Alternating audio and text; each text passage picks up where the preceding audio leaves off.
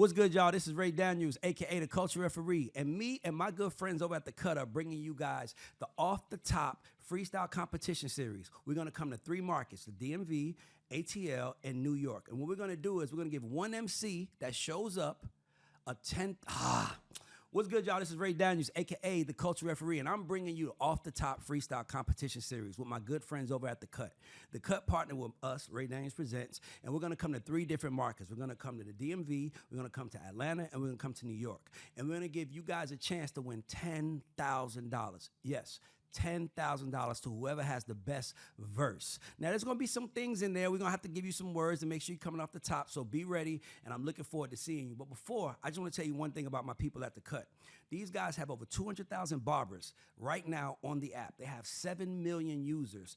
If you are a barber trying to get some more customers, you need to get on The Cut. If you are a customer looking for the right barber, you need to get on The Cut. They've booked over 100 million appointments, and now they about to give somebody a chance to get 10 grand. I love those guys. I'll see you in a city near you. Stay up for the details. Let's get it.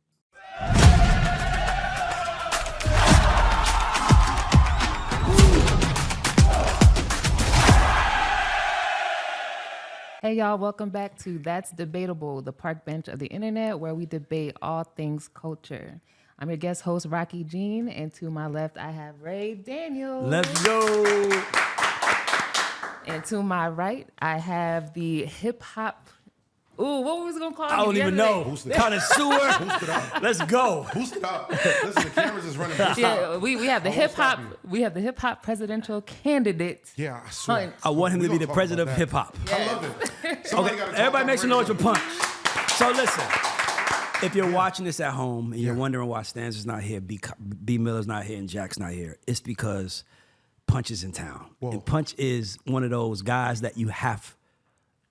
We was literally did the guy showed and he was like, bro, when we doing the show, I'm like, we making time. So that's what we doing now. That's Debatable. Fuck with us on this episode. Let's have some fun, Rocki. The floor is yours. All right. So thank you so much for joining us. Yeah, I'm excited. What we talking about today? Awesome. I hope everything. Well, first we have a couple rules. We give everybody the opportunity to speak and not talk over each other. And the second rule is to respect the gavel. Yes. All right, so if I hit the gavel, it's because you're either breaking rule number 1, you're saying some BS we don't like, maybe I don't like the direction you're going in, you know what I'm saying? So, just pay attention. I get it. All right, so for our opening statements, we have Andrew Schulz. He recently said on Club Shay Shay that he feels like white people, if they're not a little bit racist with you, that they're lying because everybody got a little bit of racism in them. What do y'all think about that? Go ahead. I'm the away team. No, I'm gonna say, I think he's right. I think race is something very hard to talk about. So I'm gonna tell you a story. I was in 11th grade at Banneker High School, and my teacher was this guy named Mr. Kemp. Mr. Kemp was a rich millionaire. He sold his company for like 20 million plus, and then he wanted to come all the way down to the hood from past Alpharetta to teach some black kids. And everything I learned from high school was in his class. Like his class was life to me. So one day he goes, like, it's nothing wrong with wanting to live with people next to people that look like you. And they make the world wrong because you want to, right? He's like, if you're black and you're moving to a new city, what area do you want to be in? I'm like, the area where my people are, right? He was like, okay, so to me, I think that there's racism in all of us. You can't help it. There are, what's the word? Not cliches. There are, what do they call it when you, stereotypes. There are stereotypes that come with every race, right? But there's a difference between wanting to live next to your people and not living next to them because you think they're dirty or not living next to a race because of reasons. You did that though. I'm glad you did that. I'm saying racist people. You gave the reason. We don't know. Just because listen, I love living in Atlanta. You wanna know why I love living in Atlanta so much? Because it's a black city.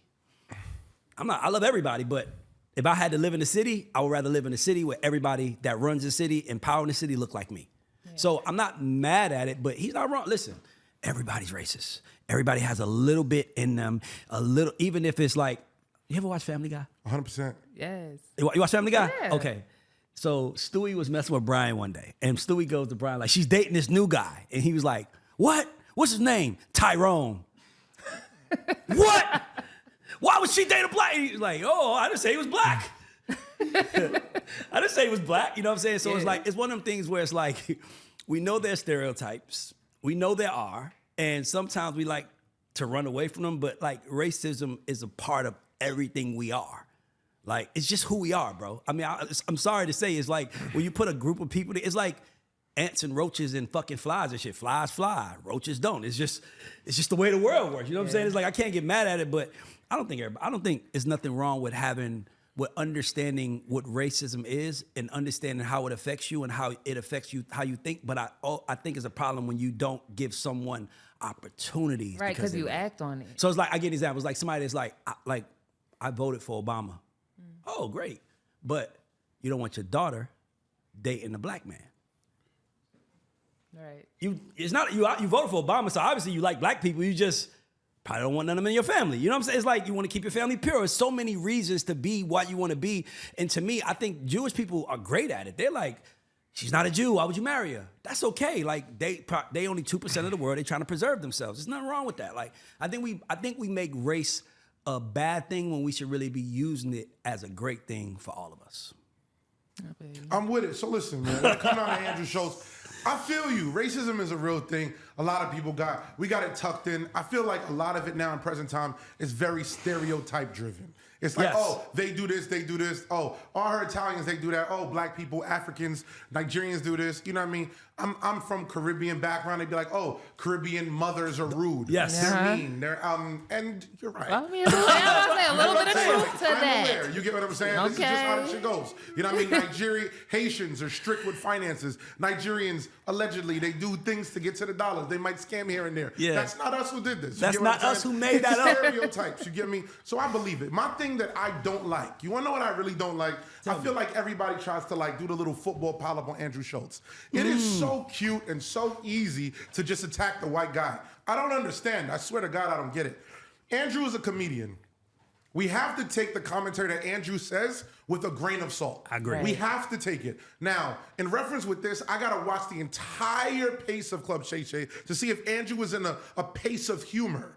I heard the clip, but again, I don't like getting judged by clips, so I don't want to judge someone else by clips. Same. So I'm gonna listen to the whole thing and then see it. But 99%, what I'm gonna bet on, Andrew, as watching Brilliant Idiots 100 times, literally watching him do stand-up, watching this thing go, Andrew likes to just push and pull on literally trying to tug somebody's emotions. I don't even know if he was being 100% honest and raw and straight up with it when he said it, but I do believe the undergarments of it. You get what I'm saying? Like, he's saying he was saying that you shouldn't trust white people 100%. if they're not a little bit 100%. racist because they're not being truthful with you. 100%. But I he agree. also is a comedian that we don't know if that's his stance. So although I'm with the stance, Go. I'm with the stance. The stereotype is valid, but I just know that this became a thing because it was white Andrew Schulz who said it. If someone else said it, it doesn't become a thing. His point is valid. We're jacking it. I'm with it. It's all cool. But the reality is that Andrew said some shit again. Oh, I know what to do. I'm tired of Andrew. They always try to pile up on Andrew, and that's not even my man's. But, you know, by the end of the day, right is right, wrong is wrong. You know what? You just said something that triggered me. Is Andrew Schulz the black Dave Chappelle, the white Dave Chappelle? Talk to me Because Chappelle speaks about race in a very funny way that makes people uncomfortable. A lot of it is truth, and he gets away with it. So I'm like, is there reverse racism against? It's like black people. Like, let me ask you a question. Let me ask both of y'all.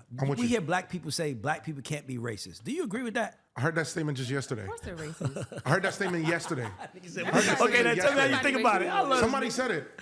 black people can't be racist. Yeah, I think somebody in here said it. Oh, for real? Gotcha. I got you. It's Alex, the nigga that's dressed like Shaft, the nigga that's like, nigga, we ain't never racist. Ain't nothing wrong with us, nigga. Nah, but what do you think? You think black people can be racist? I think everybody could be racist. That's my I think point. everybody can be racist. I hate that notion The that black reality people is, can't be you know what I mean? racist. Like, I feel like everybody can be racist. Are certain races empowered enough to activate their racist thought process? That was said sharply, Jesus. Like, you know what I mean? Like, this is a real thing. If they don't have the power to activate it, then they just have thoughts in their mind. What happened with a lot of racism in the past was that the race, you know, that had the power, that was causing a lot of the racism, they had all of the leverage to go, you know what, we don't like you, now you can't do this. Yes. That's what happened. But racism, oh, is white people coming? Oh yeah, look at them. 5 white kids, they're probably on drugs. Yeah. And then they see 5 black kids, they're probably gonna fight. Yep. You see 5, you know what I mean? It's just how this shit goes. You get what I mean? Like, we all gotta be honest. Bruh, if you watch the movie, if you've seen a TV show, Yes, sir. if you watch the commercial, you have a stereotype in your head no matter what you say. I don't care what you say. If I'm coming across the street and I got my lady with me and I see a nigga with a hoodie on like this, I'm gonna clutch her a little tighter. I'm gonna make sure I know where my gun is at. I don't care if what race he is. You got a hoodie on and it's covering your. I'm like, all right, stay right here. Shiesty up? Yes, Jesus. exactly. Boom. So for me, it's like Shiesty is his own race. Yeah, exactly. It's his own race. Not for real. Black, Hispanic, white, shiesty. That's his own race. I already know. I already know what's going on. I love it, but yeah. I'm with you. I do agree with you, Punch. I just think that when black people say they can't be racist, it's an excuse to be mean to white people. And it's because white people have been, I'm being honest with you, they can't be racist. You evil. It's like, dog. So they just bully them. You're bullying them the opposite way, bro. So that's what I would say. But what else we got? What else we got, Rocki? I just, Punch and set the tone. What we talking about? I'm with you. All right, so Anthony Mackie says success is earned, not given. You could be the smartest, hardest working. I'm giving you got the ball and first. Somebody still has to choose you. Mm-hmm. I think, okay, so if I heard his quotable, he was basically like, they have to choose you to be the winner. They have to choose you. I would say that he has a high slant of percentage of accuracy, but it's only in certain worlds. Certain worlds, you're gonna win no matter what. So I come from a position and an upbringing where it's like, I'm gonna outwork you. What I tell everybody, I used to give people advice like this, Ray. I used to say, find the person in your lane that you wanna be. Find them. Yes. See what they do every single day. Yep. Monday through Sunday, find out what they do, see how much work that they're putting out, if it's working out, if it's content, if it's music, if it's parties, whatever it is. Find out what they do. Yeah. Study them. Yeah. And then do more. And then now that's your spot. See how easy this goes? The reality at hand is like this. People try to make life so difficult. Oh, this, oh, that, oh, this, oh, that. I promise you, if you find someone in the exact lane that you want to do, and you want it, if there was a guy right now that was 6'9", that was 200, and if LeBron is 240, if he was 242 pounds of solid muscle with 2% body fat and had a 40-inch vertical like how LeBron came in, if that was real, that would be LeBron James #2. It is the reality at hand is y'all just want to make excuses. It sounds too cute, bro. This is a very, very nice, oh, it's nice. Ray, they didn't choose me, Ray. They didn't pick me. Yep. That's what it is. You know what it is? It's where I'm from. My friends weren't cool enough. Stop bitching. The reality at hand is stand up. Stand up, stand firm. If you really are that guy or that woman, whichever way, if you are him, then be him. They can't just give it to you. Now, opportunities can go, and I'd love to hear what you're gonna say. Yeah. There are some opportunities that get chosen, but if you are cracking that whip and you are going crazy and you are putting them numbers up, I promise you, they're going to look at you and start playing the talk that you are talking. About basketball players, right? But there's only a certain amount of people that can go into the NBA, and they specifically choose them. So if what you're saying is they put in the work, let's say it's 5,000 people, like, they're not all 5,000 gonna end up in the NBA. So it's still choosing though, even though all of them are hardworking. But you're getting chosen by performance. I think that my response kind of answers, because he's 100% right. But what Anthony Mackie was talking about, you got to look at it through the lens of what he does. It's only one Captain America. And by the way, he is Captain America now, but he also started off as the Falcon, right? So it's like, he also started off, and by the way, he wasn't even the first, was he the first Falcon? It was, I thought Terrence Howard was. No, Terrence Howard that was Iron Man. But anyway, he started off as a Falcon, and he earned his way to be Captain America. So what he's really saying is that there's only one opportunity, and be prepared for it, because it's what I always say. I always say the world picks its favorites. That's my only problem. It ain't about who's the best. It's about who someone or something felt like he was the agenda. It's like, not to bring sports, because I know you probably don't like talking about it, but it's like sports. This year, Nikola Jokic, the Joker for Denver, he has won 3 out of the last 4 MVPs. Correct. The 3 he won, none of those years are better than the year he's playing now. This man is top three in rebounds, points, and assists. Never been done in history. So they're like, should he win it? But everybody's like, the story is it's Shaw's time. It's SGA's time. There's other players. Like, he won 3 out of 4 times. It's always, the story matters. And my cousin hit me to punch, and he sent me the same clip, and he was like, cuz, like, this is fucked up. So you basically saying that it's not ever gonna be on me. There is an element to being lucky in success. It's like sports, right? If you're closer to the ball, you got a better chance of getting it. Right? It's like you always say, the best players are the players that are near the ball when the player's in action. So in business, you cannot be afraid to get lucky. I'll take the LeBron scenario. If LeBron was born fucking 30, 40 years ago, he would be probably making $50,000 a year and fighting for, you know what I mean? Like, he was born in a time where he could be LeBron without racism, without nothing, with the money. So, of course, he's going to run with it. So, for me, a lot of it is timing. But what Anthony Mackie said is correct. The world picks their favorites. Now, you could take it from them. Remember, I'm aging myself. I remember when I was a kid, there was this commercial that Nike did where it was like Dan versus this other guy. So it was a commercial. No, but it was a big deal because they were both going into, look it up for me, Moski. It was the Dan Nike commercial, but they were both going into the triathlon. And Nike, it's historically, it was like a big deal because Nike put a big amount of money behind them. Like, which one of these two is going to win the gold? And the Olympics coming up, Dan or this other guy. And neither one made it to the final. So it's like, they picked their favorite, but the game still has to be played. I might say I think Punch is gonna win. That's my favorite. But Punch still gotta go play the game. And I think that's the other side that Anthony Mackie didn't say, where it's like, you gotta play the game in order to get an opportunity to be chosen to win. But it don't, nigga, I know how many niggas came up, came up, worked their ass off, and it didn't work. Something was wrong. It wasn't, they was doing the work wrong. So a lot of it is like being head on a swivel, checking for everything, what's working, what's not working, what's right and what's not right, and then figuring out what works for you. And then hopefully the world sees you. I gotta just add. Dan and Dave. It was Dan and Dave. If anybody at home, Google the Dan and Dave Nike campaign. It was they spent millions of dollars, gave them their own signature, everything, and neither one of them niggas made it to the fucking to the final race. They was like, who gonna make gold? Neither one of them did. Go ahead, Punch, my bad. Nah, I was just gonna add. What I was gonna add is like this too. It's what you're saying is like this. I think that a lot of people that don't make it, in my true opinion, a lot of people that don't make it, they use luck as their topic point way too often. Ooh. And I feel like that's one of my biggest problems. Luck comes up so often in a loser's verbiage. It is all the damn time. I don't feel lucky at all. And if I was lucky, it might have happened once, but I made the shot 100 more times. Because I have not found to this day, I have not seen it in athletics, I have not seen it in music, I have not to where, I put out one whack song and my career was over. I got my ass bunched once and I never played basketball again. I was in a ring and somebody hit me once and I never fought again. I just don't believe it. This luck thing, it plays and it panders to the person who doesn't win enough. Mm-hmm. They operate in this, I wasn't lucky, bro. Yo, so-and-so was lucky. People don't be lucky. Because let me tell you something. If you and a person was chasing a job, A and B is chasing a job, and then B comes in and they go, yo, they got lucky. They bumped into them at the grocery store and met them. They got lucky, right?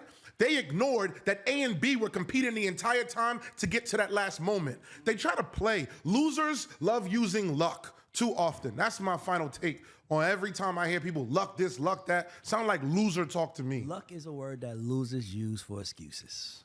Find me one lie. That's so real. There's no lie there, brother. What else we got? What else we talking about? Doechii was named by Billboard the 2025 Woman of the Year. And well-deserved. She had a Grammy. She was recently performing with Lauryn Hill. But now the question is, did she deserve the cosign? Because Lauryn Hill don't come out for nobody. And the fact that she's standing next to a legend is like, you just got here. When people say this, it frustrates me. Lauryn picked who she wanted. When Nicki came out, everybody worshiped Lauryn.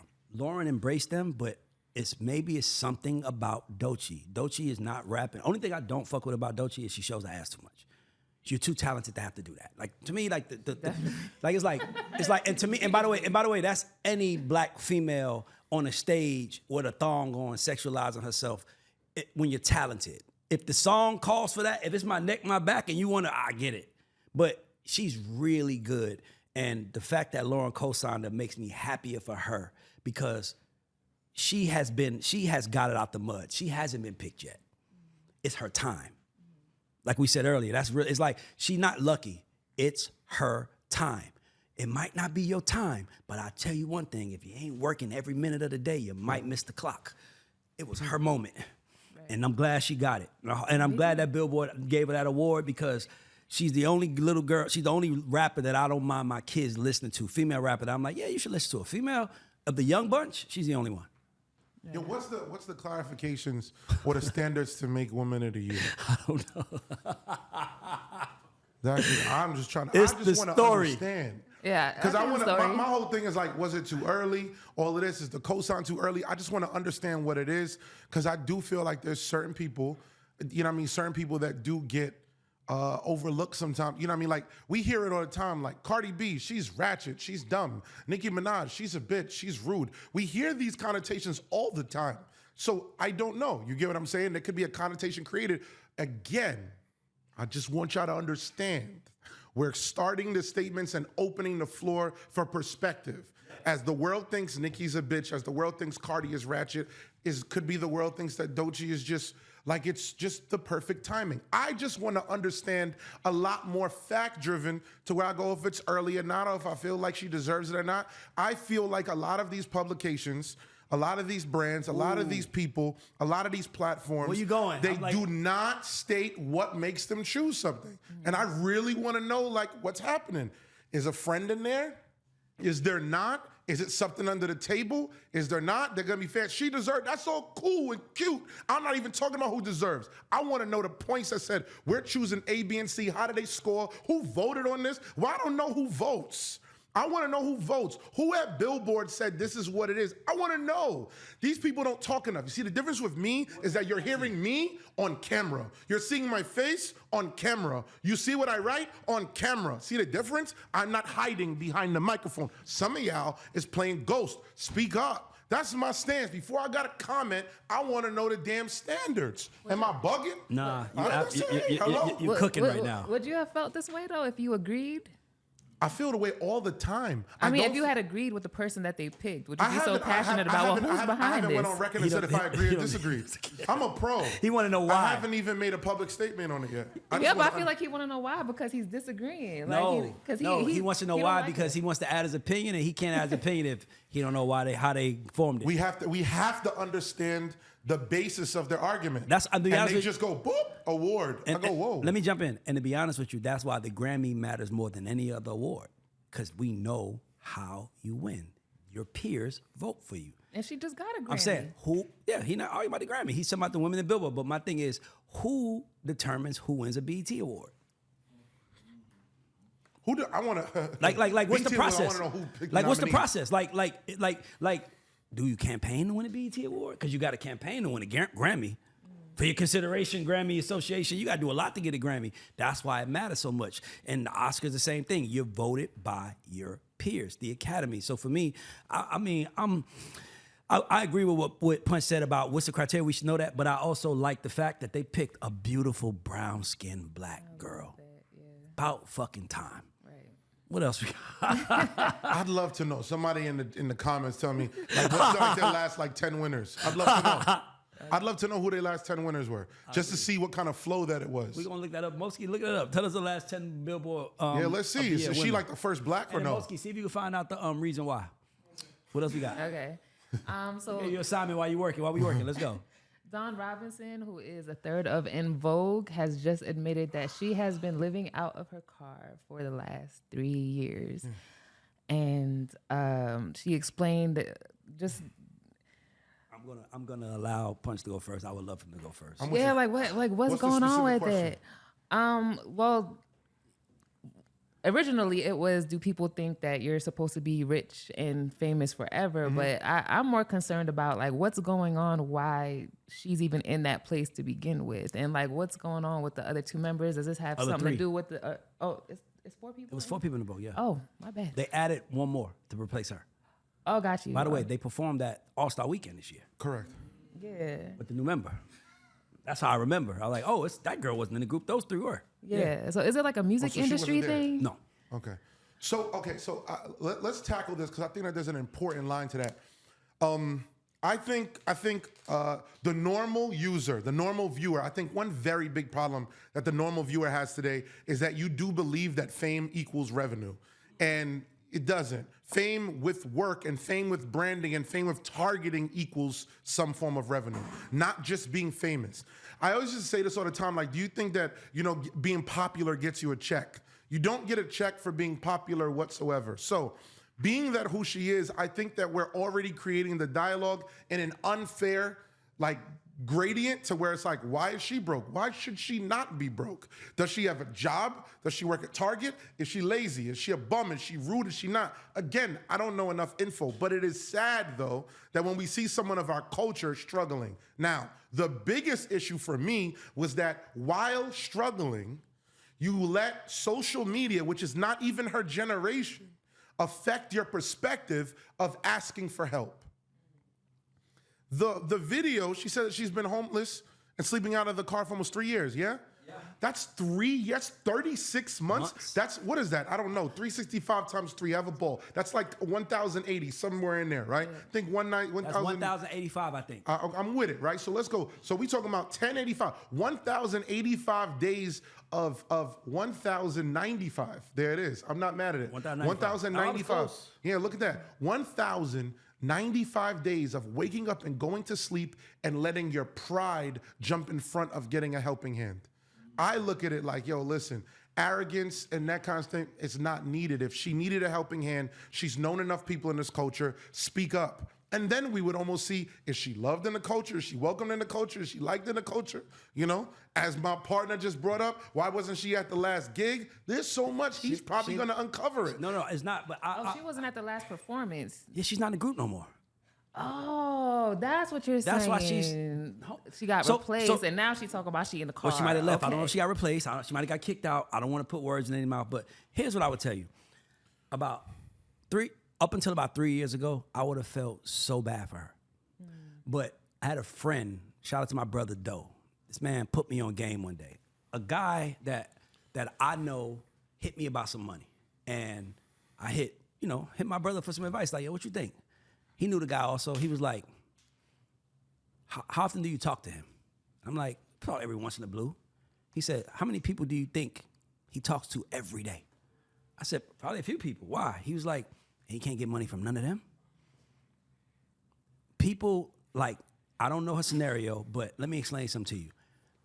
There's probably but one, and me and him cool now. There's not one person breathing that's my family member that I will let sleep on the street before I let sleep on the couch. Something. If you're sleeping in your car as a female, as a beautiful female, something is wrong with you mentally because... Hold on now. Hold on.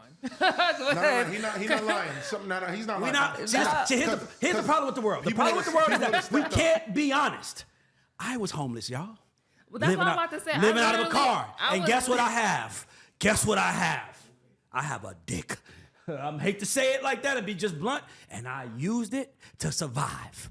Yeah, but we can't do that. My point is, y'all can do it even better. But it's like nobody gets it. You know how many niggas out here working 9 to 5 that would love to tell the world Dawn from En Vogue is my wife and I'm taking care of her. And dog. That's actually a real thing. To me, she's homeless because of her own choices. And that's why she said, I finally said it. People like that usually have burnt every bridge. Her ex-husband just came out and said, I'll give her a job. You think if she would have hit him and said, I need a job, he would have said no? But she went on the internet and cried. He was like, you know what? Here, because now the world knows. Now you can't come here acting like the victim no more. Here's your job. Top Dog offered an apartment for a year. All these people are helping her, but the bridges are burnt. And for me, when I see somebody like that, I say, fix yourself. Because there's no way in the world that you or anybody in this room that has a family member, that has success, that has you ain't got a friend?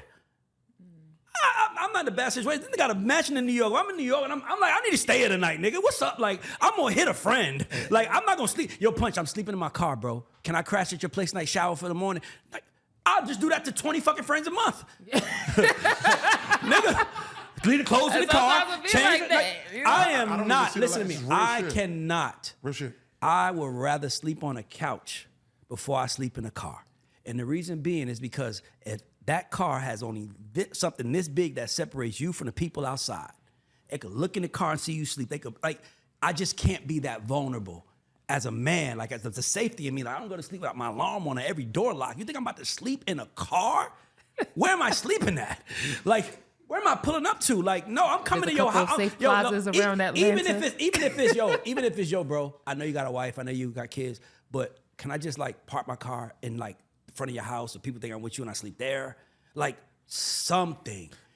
She had Well, she had no friend currency. No friend? No friend or family currency. Nobody She said you on did the a favor video, she said for? her mother her mother was giving Yes, her I'm beef. saying people like that Haven't. usually have burned every bridge around them, being whatever it is, and now you're being a victim.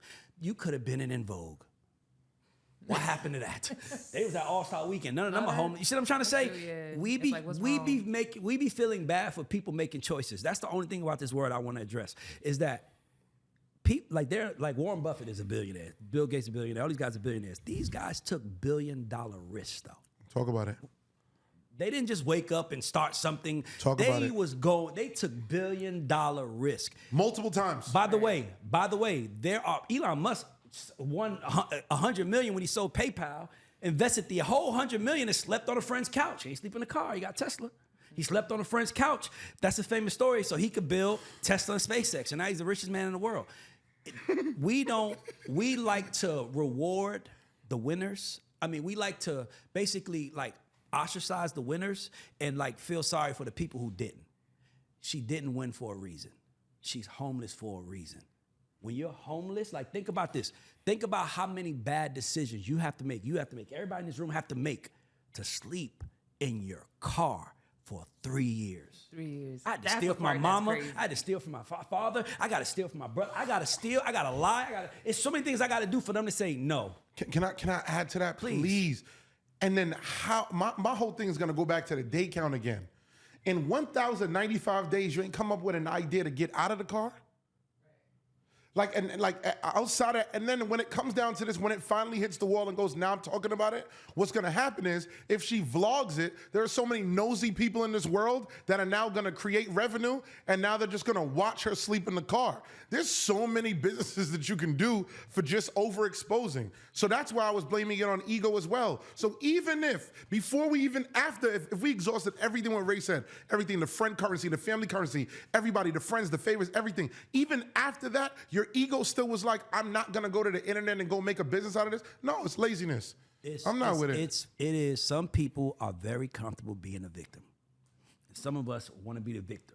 She wants to be a victim, and that's why she's been homeless for 3 years. Listen, I couldn't see her whole body, but she looks well put together to me. I know a lot of men that would love to be with a woman like that right now that would take care of her. She probably just don't want a nigga to take care of her. She probably gonna live with her mom, but she probably, you know what I'm saying? Like, Mom, I'm playing my music loud. Her mom like, not in my house. You know what I'm saying? It could be so many things, but to me, it's like, you don't go unless you have a drug problem. You got a drug problem, we give you every excuse. You homeless, like, what's that kid named, the one that played for the NBA that hit LeBron mom? Delonte West. He had a drug problem, so now let's help him. But we still ain't, like, stopping our day saying, like, it's like, hey, nigga, you know, there's help over here. If you want it, you got to go get it. So to me, she got so many offers. Let's see how it plays out. Okay. All right, let's see. So, Rick Ross and 50 Cent are beefing.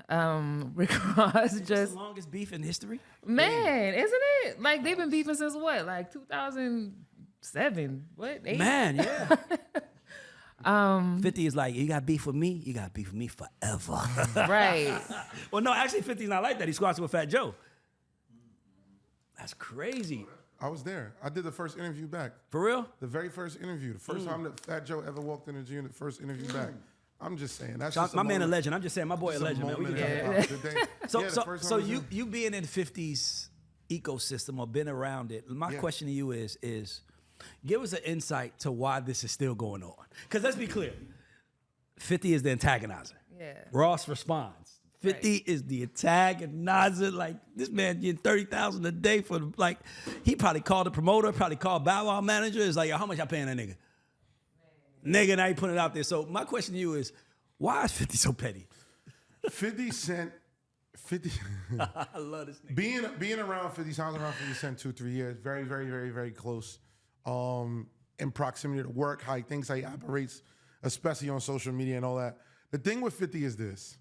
If it's news, he gonna talk about it. And if there's an angle for him to take a jab, a lot of times he's really just joking people. He's really laughing at you. Yeah. There's a lot of people too that I think 50 gets, one thing that 50 doesn't really say much that I believe from really watching him, I think he gets insulted often when certain people, his resume is so tall and his accomplishments are so loud that he gets insulted when certain people like compete. Like even if you looked at him and Jimmy the other day, shout out to Jones, shout out to everything, you know what I mean? But Jones and them, Breakfast Club positioned it like he should go at a versus. Not even Jim Jones. Yeah. Jim Jones didn't even say it. Yeah. Breakfast Club positioned in dialogue like, yeah, what if you go with a verse with 50? 50 like, what? He immediately tried to jump on Jim Jones about it, but it's because he felt insulted. He's like, man, I got 20 number ones. Don't put nobody next to me. He's more insulted by it. So what happened is a lot of times with even Ross and per se and a certain beat, those people put them on an equivalent level. A lot of people felt like Ross was going at him when it was doing Pimp and Curly. It was doing all of the jokes and everything like that. I feel like 50 was like, oh, this is what it is, felt insulted. And once he feels insulted, his competitive nature is like, I'm not going to stop until you lose. Like, no, until you lose. Like until you're until demise. you're dead. I mean, totally. Until you can't come back. I mean, like, Ja Rule has been dead musically for almost 20 years, and 50 is still like, stay your ass over there, nigga. I bought you trying to come a comeback concert. I'm buying every ticket. You ain't like it's like nigga, he's dead. Leave him alone. Right. Like Rock throwing the goddamn towel. Like this nigga want to throw the towel, nigga. Like, 50's relentless, bro. 50's relentless. So what's your take on the Cameron Jim beef? Like, why does it feel like in New York there can only be one king? It's like it don't feel like that in Atlanta. Like Future could be the king. They T.I. could be the king. up north. The attitudes and the ego are crazy, in my opinion, because that seems to be. But you from up north? You from Philly? So don't. Yeah, so okay. I know all them people. You it's like you ain't one of them. Y'all cold half the year. Like it's a tragedy. Y'all, you from up Philly? North. Well, no, because I'm out of there. Oh, you out of there? I was in California for a lot of years. Like I graduated up out of there. For the exception of Tip, has anybody else ever said he's the king of Atlanta? Well, Tip has never said king of Atlanta. Tip said king of the Actually, South. right. That's actually, wow, while I'm even saying it. Yeah. I corrected myself. Yeah. Well, that's the difference. Ain't nobody ever been king of Atlanta. What? It's not even, no. What I'm saying is, has anybody even claimed it? No. So that's the difference. So who's claimed king of New York? Oh, my God. Biggie. Biggie, Hov, Frank Nas. Wright. Frank Wright. My bad. I mean, yeah, of course. The But movie then they King all of New York. emulated. Yeah, everybody. That's why. did That's that. probably why King Everybody. of New York, the movie, because everybody wants to be Frank White. Like he's like the king is back. Well, I don't even know if the new generation even relates it back to the core. It started with facts, Biggie. Yeah. Facts, but I don't know if they even compare it to. I think that they're just like, yo, King of New York for New York. It just feels like I'm the number one guy In the world. because they believe that a lot of people at that point, when New York ran it, New York was number one in the world. Yes. New York hasn't been number one musically in a very, very, very long time. How many years would you say? Jeez. Number one Number one. is difficult. We've had moments, but number one. When was the last number one New York moment? Oh, moment? Like New Pop York Smoke. number one. Number one. Yeah. I mean, Pop Smoke number one album, weeks. Yeah, I'm talking about like- that's like moments. moment. No, but where we're running it, like running the game. I'm gonna ask you a question. Name the people who you punch. You're the qualifier right now. Yeah. This is the difference. Billboard magazine. Here we go. Name the people who you feel comfortable saying at one point in time he was the king of New York or she was the queen of New York. Like for me, it becomes the first three names pop in my head is Yeah, I get Biggie, it. J, Nas, right? Biggie, J, Nas, got you. So who else would you add to that list? But then I go 50, Nicki. Nicki was queen of New York at one point. Yeah, that's not even a question. And I don't feel like they ever would do it because there was so much. But Cardi really, really, really, really had a run. And I think people's love for Nicki publicly and such a love and admiration for her skill set made a lot of people not champion Cardi as much. That's true.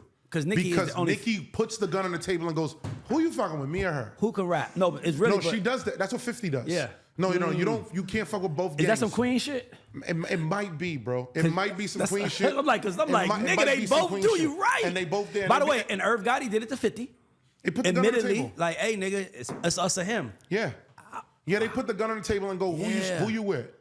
So, and Nicki does that all the time. I feel like that's the only thing wrong with Nicki's entire like legacy is the fact that she just forces everybody to be decisive when she could just literally reign on throne and she would have been all right.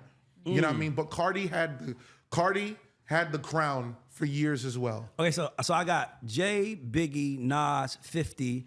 Who else would you say? Because Jay, Biggie, Nas, 50, and then we got 50 Nicki, Cardi. 50 Nicki. So you actually put Cardi as somebody. I have to. Okay. I have to put Cardi, and to be very real, and I said this out yesterday with an asterisk because the city didn't feel like it, but I think that it was deserving.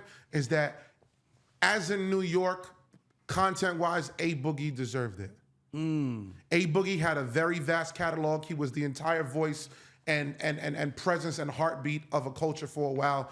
And then they want to say Pop, but I don't even say Pop because Pop's highest success, Lil Bro wasn't here. Exactly. So and they'd be like, Pop was king of New York, but it's not Pop. Like what I mean. If Pop was king of New York, then he didn't get to feel his reign. I was just about to say, the king of New York, in order for me to say you were there, you had to have someone try to take the crown. And you survived it. To me, it's like there's not like you come for the king, you best not miss type shit, you know. So when I look at it, like maybe because then you could just be if you're the number one guy, if you're the number one guy, then you're not just king for a while. Because that's a defending king. Maybe that's like a respectable king and anything like that. But there is a king. If you're the king and you run the city at that point and everything is pumping through you, it's a fact. I'm gonna ask you something. I'm with As you. a New Yorker. By the way, I'm glad we having this because I was raised until I was 11. I was raised until I was 11, but I want to ask you. Do you think that it has something to do with A Boogie, Fat Joe, and Cardi all being from the Bronx? No. Because it feels like the Bronx it feels like Brooklyn always have a king, Queens always have, but it's like the Bronx is kind of like spread out, and it's for, like French was on fire, but nobody ever gives him King of New York. A Boogie, to me, I would give it A Boogie over Cardi because Cardi has a short, potent window, probably the most potent in history. But A Boogie has continuously been an artist, doing artist shit, like selling out arenas, touring, doing shit that you got, being competitive, right? I'm with you. So for me, I would probably say A Boogie, but it just feels like as influential as Fat Joe is. Yeah. I've never heard people refer to his influence outside of anywhere but the Bronx. You wanna know why? Tell me. I'm gonna answer. So I want to tap on Cardi for 1 second, Okay, and I'm going right there. The reason why Cardi gets it, and it's not about Cardi or A Boogie, it's that she had her run. Whether or not it was a 3, 4, 5, 6 year run, there was a run. And by the run, I'm talking about a 12-month run. Okay. Were you the king for that year? It's there. And that's really what it is. She had that for and sure. She got it. And she had it at least at almost a hairline under 2 years. By the way, she's still the queen of New York, but I just don't know. I just don't think that matters because she doesn't compete. Unlike Cardi just makes records for people to listen to and stream. She's not like competing with other rappers like a Nicki is. Like Nicki is when Nicki did Monster, Nicki is like, I want to be the best rapper on the song with Jay-Z, Rick Ross, and Kanye. Do y'all think Nicki is the 50 or is the female 50 Cent? I want to know her sign now. Like I damn near want to know her sign. She's now. a Sagittarius. She's Sag. Oh, Jay-Z's a Sagittarius. Yeah. Okay, cool. I'm like, yeah, because 50, I ain't never. The cancers are different. Like 50 Cent scares me because he doesn't show any remorse. Like relentless. He's just like he really is the 50th law of power on some real shit. Like it's like when he did the Herb, I was like, damn, not even death he honored. He like, fuck you, nigga. You ever saw another side of him? No. Like you saw what he showed people? Yeah. Wow. The only thing that y'all don't know about 50 is that if 50 like you, 50 like to talk. Oh, I can see that. He'll just talk to you for hours. I can see that. If he like you. That's one thing that most people like, what? If 50 likes you, he'll just talk to you for hours. By the way, that's the only thing that people don't know. That's why 50 beat Ja and Irv and them. I think 50's greatest gift is his ability to talk. 100%. I think you put a mic in his face and ask him something, he knows how to say exactly what needs to be said to kill you. Yeah. but I think and big. You know exactly what to say. I just would never want to be on his bed. But a lot of people be it goes deep. Yes. Yeah. 50 knows what he's doing. 50 knows what he's doing. It's time to get into conflict. He understands exactly what he want to do. I heard that when he walks in rooms. When he walks in rooms, he knows that what they think of him. So he'll walk in the room and say, like, "Who I gotta rob to get a check around here?" And all the white men are like, "He's funny." You know, it's like, nigga, now they like, let him in. Like, give him whatever he wants.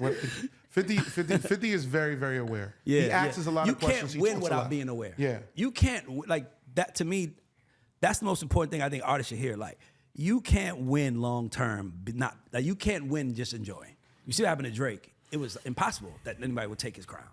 He was enjoying winning so much that now that he's in loss, it's like, what are we supposed to do? Nigga, you ain't never experienced. I'm from the hood, nigga. I experienced the loss. I know how it feels to get laughed at and have to walk home with nothing. So I'm used to it at this point. He ain't. So, you know, he just relentless. But what else we got? What else we talking about? I wanted to ask Punch a question. I'm with you. As my brother, who if I needed to talk New York hip hop, I'm calling Punch first. I'm with you. Nobody I appreciate first. that so I'm much. gonna call bro. you first. I'm gonna show you a clip. Yeah. And I want to ask you a question. I'm gonna play it on the camera right now. I'm gonna ask you a question. I'm with you. Why is it? So I had my guy Brian Miller on the show, who's from Mobile or Birmingham, Alabama. He is not from the Bronx. I got you. He grew up listening to Dirty, Hit the Flow. He don't know nothing about New York rap. So we did this show, and he said this. Illmatic is considered the greatest debut rap album. You think when that album came out, the holy grail of rap? I'm gonna tell you where I'm going. Nas wasn't that to us. He wasn't. In the South, it was like we respected it, but he wasn't that. Okay, Illmatic. Other than that, he was never really that dude. He was never that dude. He was never That's not that powerful. dude. Yeah, Nas is always not to us. He said walking outside. You see, he wasn't. Okay, so my point of this is this. I'm with you. So by the way, I'm with you. I don't have a problem with what Brian said. I have about almost 9,000 comments on that clip. I swear to God, I'm not lying to y'all. At least 5,000 of them was, who the fuck is this guy and who does he think he is to talk about hip hop? It was like, it wasn't even like, we don't agree with him. Like no one, like, you know, maybe 2,000 comments was like, he's wrong. But it was almost like, how dare you talk about hip hop being not from New York or the East Coast? So my question to you is, why can't other regions outside of the tri-state area have real opinions on hip hop and it be respected without being backed by New York? Why does New York cosign make it hip hop, and if it's not New York, it's not? I'm just curious. I think that I think it's a really simple answer. I think that when they came down with the development and what rap really was, it just starts with the core of New York. So they look at New York as the purest form of rap. Yep. That's it. It's just pure. So New York rap in its most traditional sound is the purest form. And other regions took the rap from New York and then put their cultural twist on it.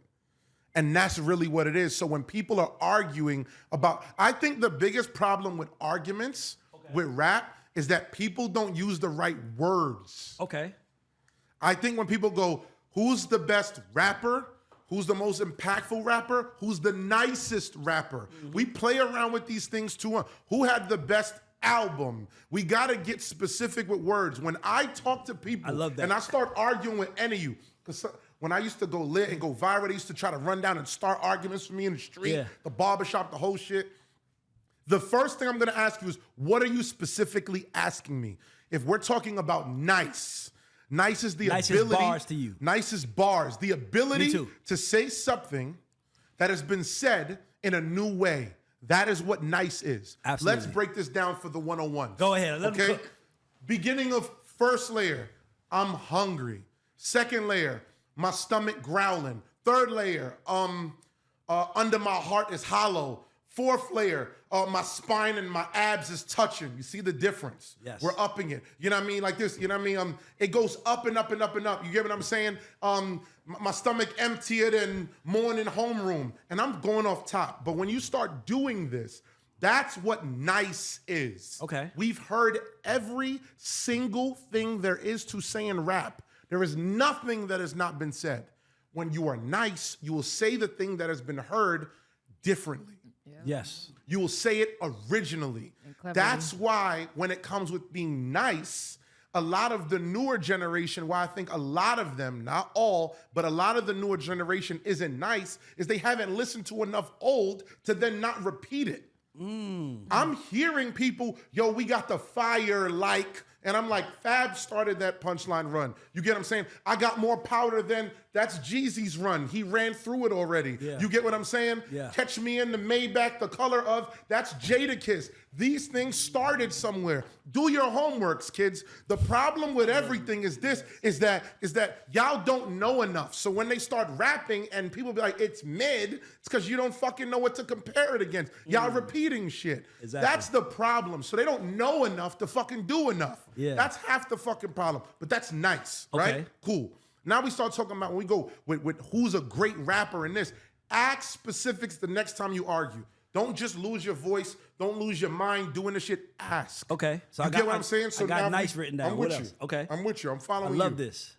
So no, I'm saying so If we re-ask the question, yes. So the question is why can't people outside of New York have an opinion on hip hop without New Yorkers almost feeling like, how fucking dare you speak about something that you don't know nothing about? This is ours. It's like, so for me, I'm like, I always just wonder, because I was raised in New York till I was 11, right? I left right after I turned 12, but I was raised there, and when I came to Atlanta, what I noticed was that Atlanta wasn't playing nothing New York was playing. Like Atlanta was playing Kilo, Atlanta was playing Raheem. Like it was like Atlanta had its own different thing, and I loved it, by the way. And then Outkast came, and then there was a spotlight on Atlanta, and from that point forward, Atlanta has been in the limelight, right? Since Outkast, TLC, all of them came.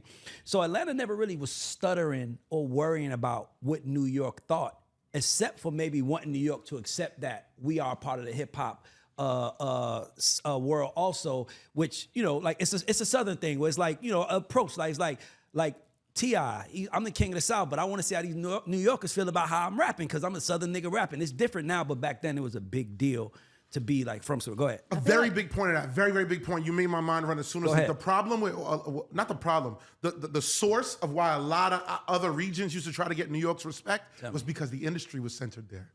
Yes. That's what was happening. The industry was centered in New York.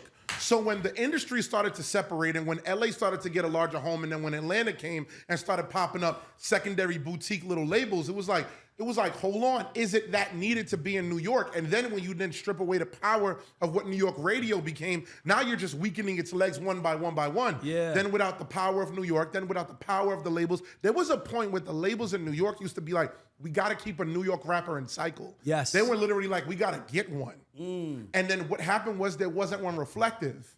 And then when it did go, I remember this pretty vividly. And when it did go, it felt like it wasn't as New York regioned as it. And you wanna know what that first record was? And it's not To Kill Him at all, but it was Mims. This is why I'm hot. When that came, I remember I was in the radio stations. yes. And they were like, we need one so badly. That they gave it to him.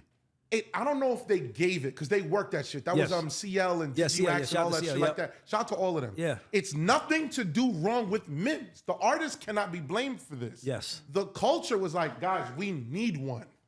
It felt foreign to New York. So you know what they did? They then infused it with the dancehall record to continue to then make it feel like, yo, this is New York because it's so Caribbean, it's so cultured out here. Yeah. They wanted to still make it like this is a New York thing, and then they rinsed that for another 6 to 12 months. The reality at hand is this. New York wanted a record to reflect the culture of the city, and it just could not find one. And that's where, as a fan, I used to blame a lot of artists like, yo, you're not going hard enough, i.e., and I love this guy, it's my man, but Fab, we were feeling like Fab took off a lot of time, didn't put out products, then they said it was label this, label that. But we also can't just bear the culture on one man's shoulder like you should have fixed it. But we also gotta be, some niggas are okay making $30 million a year. And Jay-Z just wanted to be a billionaire. It's like, to me, it's just, like, you're right about Fab, he gets a lot of flack from that, but it's like, he just doing what he wanted to do. Like, it's like, 100%. some niggas just like, nigga, I want to make $10 million a year, pay my house off, and 100%. have some fun to be a fly nigga. He's succeeding, but then They there's don't a know the culture, that responsibility that residue comes that with it. that we owe, that we don't like to talk about, that I think where you going, I love that. I think the toughest part with the Fab, and I think the toughest thing that Fab gets is this. Fab has probably been the most stable artist in the history of music, in my personal opinion, talent-wise and skill-wise. That's a take right there. Hold on. Okay, let me If you would have said most stable New York rapper, I would have been like, yes, because he has been very stable. But artists, that's hard. When Fab came out? His album dropped the same day the Twin 2000? Towers went down, Cool. 2001. So that's his first album. Yep. Fab comes out, Hot 97, freestyling with DJ Clue in 1998. Monday Night Mixtape. Give us your history, my nigga. Do the Give Google your stuff. history, my nigga. I promise you I'm not one of these love kids. this dude, bro. He was live freestyling with Nori. Shout out Drink Champs, EFN. Say their name, by the way. You get what I'm saying? Always say like, their we name. got to listen. We got to do that. So now when we do this, and you go and you get a kid that came out in 1998 who's been freestyling and putting out freestyles and remixes and verses. That's the climate where y'all want to get on the radio. I got to put a 16 in front of that new Carl Thomas. I got to put a 16 in front of that new Jodeci. I got to put a 16 in front of that new Montel Jordan, like we said earlier, that new, it goes on and on and on. We got to put those verses out. I need to get on radio. You hear me enough, I get a deal. That's that time period. Fab's been smoking since 1998 consistently. Fab just really started to becoming consistent 27 in like years. maybe like 01, 02, I mean 22, 21, That nigga 22. Fab been around for 28 100%. years. That nigga still look the same. And the difference of everything, this is, Black 100%.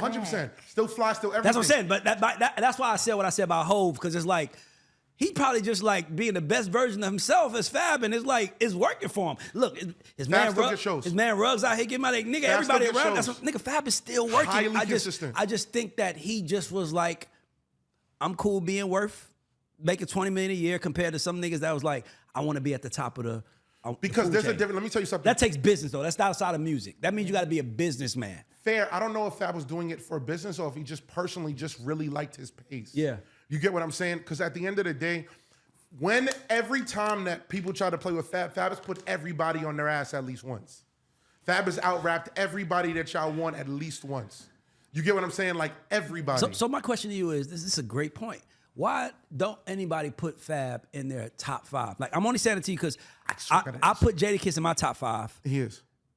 But Jadakiss and Fab, the Freddie and Jason album, they going bar. It's not like 100%. So it's like, but is it because he did girl records? Is it because that was like his commercial appeal, where it was almost like, because Fab also was the nigga that was winning in 2 different worlds. He was winning in the female radio world, 100%. and then he gonna give you a 16, 32 bar verse on a mixtape. He was the only one that was successfully doing it. 100% at that time. The thing is like this. The reason why you don't hear Fab in people's top 5s and top 10s is because our generation isn't loud enough. There's not enough people talking from my generation. My generation will say it any day. Fab is a top 10, top 5 possibly. If we got like... I want your top 5 New York rappers. I got to do Top 5 New York all rappers? time. I don't talk about people that are dead. That's something that people don't Okay, like me to do. no. Because they I couldn't respect be able that. to... Because I always say this, and I say this so respectfully.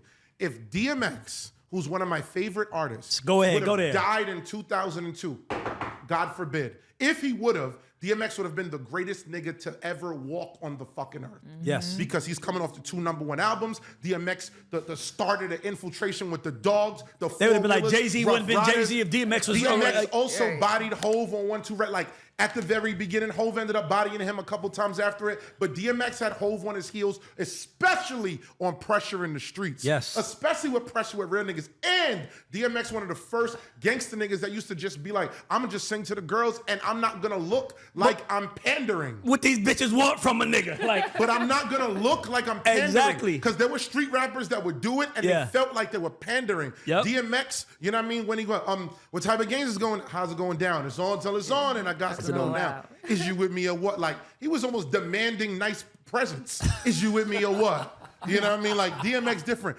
If X would have died then, he would have been the greatest guy ever. Now X went on, and respectfully, people don't jump out the window and try to clip me, you piece of shit. When it comes down to this shit, DMX had a decline in his career because of health, because of mental, because of a lot of shit. It made him stop putting out music, stop caring. So the decline in his career made his death when he died seem like, damn, that's tragic. Yeah. Versus, if it would have happened at his prime, Totally it would have agree. been ridiculous. So, why we take him so early? I take it back. That's why I don't argue about the Okay. dead, because people love Pac, Big, Pun, and all of this and go, bro, if they would have kept going. And I'm like, there are some art, look at DMX. Stuff happens. I agree. And we don't know. Because nobody with Bad Boy ever got to a 3rd successful album. Hey. Name, I'm not lying. Hey. Name somebody on Bad Boy that dropped 3 successful albums. 3? Yeah. Biggie had 2. The third one came when he was dead. Mase first two. What's Harlem World? The second one? Harlem World's first. First. Second one is Double Up. Double Up fast. Double Up with we back tonight. The Get Ready Tonight record. I don't think nobody on Bad Boy had a third successful album. Yeah. That's I mean, like where they went up and they didn't peak. You know what I'm talking about, the music. I'm talking about like where they constantly grew. I don't even think Puff did from No Way Out. Because this second album with that Public Enemy #1 record was like, well, he was at the Puerto Rican Day Parade. Yeah, that was with the rapping J-Lo Spanish. run. Yeah, it was the J-Lo run. It wasn't. He was just getting rich and he was still performing Benjamins from 1998 album. So for me, I'm like, nobody got to. So that's true to say. But I will say this: I think Biggie Smalls is the most gifted rapper to ever live. Gifted. Like, he's the LeBron James of rap. Like, Michael Jordan wasn't as gifted as LeBron. Like, LeBron is gifted. 6'9", 240, can run fast, jump high. It's like, that's gifts. That's God's gift. You know what I'm saying? Like, Biggie he can get on street rap. He can rap about chicks. I mean, dog. Do you think he would have kept up today? Yeah. I'm being honest with y'all. I think if Biggie was alive... Like, what would his day look like this right is now? such a. I don't want to know. go there. I want to speak hypothetical. You're right. So unfair. What's good, y'all? This is Ray Daniels, a.k.a. the Culture Referee. And me and my good friends over at the Cut are bringing you guys the off-the-top freestyle competition series. We're going to come to 3 markets, the DMV, ATL, and New York. And what we're going to do is we're going to give one MC that shows up a 10... What's good, y'all? This is Ray Daniels, a.k.a. the Culture Referee, and I'm bringing you off-the-top freestyle competition series with my good friends over at The Cut. The Cut partner with us, Ray Daniels Presents, and we're going to come to 3 different markets. We're going to come to the DMV, we're going to come to Atlanta, and we're going to come to New York. And we're going to give you guys a chance to win $10,000. Yes, $10,000 to whoever has the best verse. Now, there's going to be some things in there. We're going to have to give you some words to make sure you're coming off the top, so be ready, and I'm looking forward to seeing you. But before, I just want to tell you one thing about my people at The Cut. These guys have over 200,000 barbers right now on the app. They have 7 million users. If you are a barber trying to get some more customers, you need to get on The Cut. If you are a customer looking for the right barber, you need to get on The Cut. They've booked over 100 million appointments, and now they about to give somebody a chance to get 10 grand. I love those guys. I'll see you in the city near you. Stay up for the details. Let's get it. I do want you to give me your top 5 New York rappers that are alive. Hove. Number 1. Have to be. Absolutely. Not Same even with a me. question. Hove is number 1. Hove. Jadakiss. Jadakiss number 2? Have to. Okay. I'm going Jada. My nigga. And this is where people are going to unlike My nigga, go. I go Fab. Ooh. And they're going to be like Punch, whereas Nas, they want to jump out the window right now. I know it. I swear they do. I think Fab is better than Nas. That's why he's on my list like this. I think Nas is great, but I think that you don't always want to just hear someone talk about preach and rap and conscious. Definitely Sometimes you want to Fab. sometimes you just want to party. Sometimes you just sometimes man, you want to get high and play I'm So Into You with your bitch in the car. Like sometimes you gotta have that. I don't want to downfault him for the style of it. I'm not, but I'm saying my preference. I'm with you. If you ask me who is a better rapper, superior, I would say Nas. If you ask me who that's the objective opinion. The subjective opinion to me is I personally, if you came and gave me both of them, and was like sign one, I would have missed Nas. Yeah. I would have missed them. When like Snuffing Jesus would have scared me, and it made New York niggas like, whoa, he said he gonna snuff Jesus? Like, that would have scared me. He snuffing Jesus, nigga. I'm in the South. That's the Bible Belt. We don't do nothing to Jesus, but praise him down here. So I would have missed Nas. So hold on, I got your list. So Hove, Kiss, Fab. And bars are just it gotta go.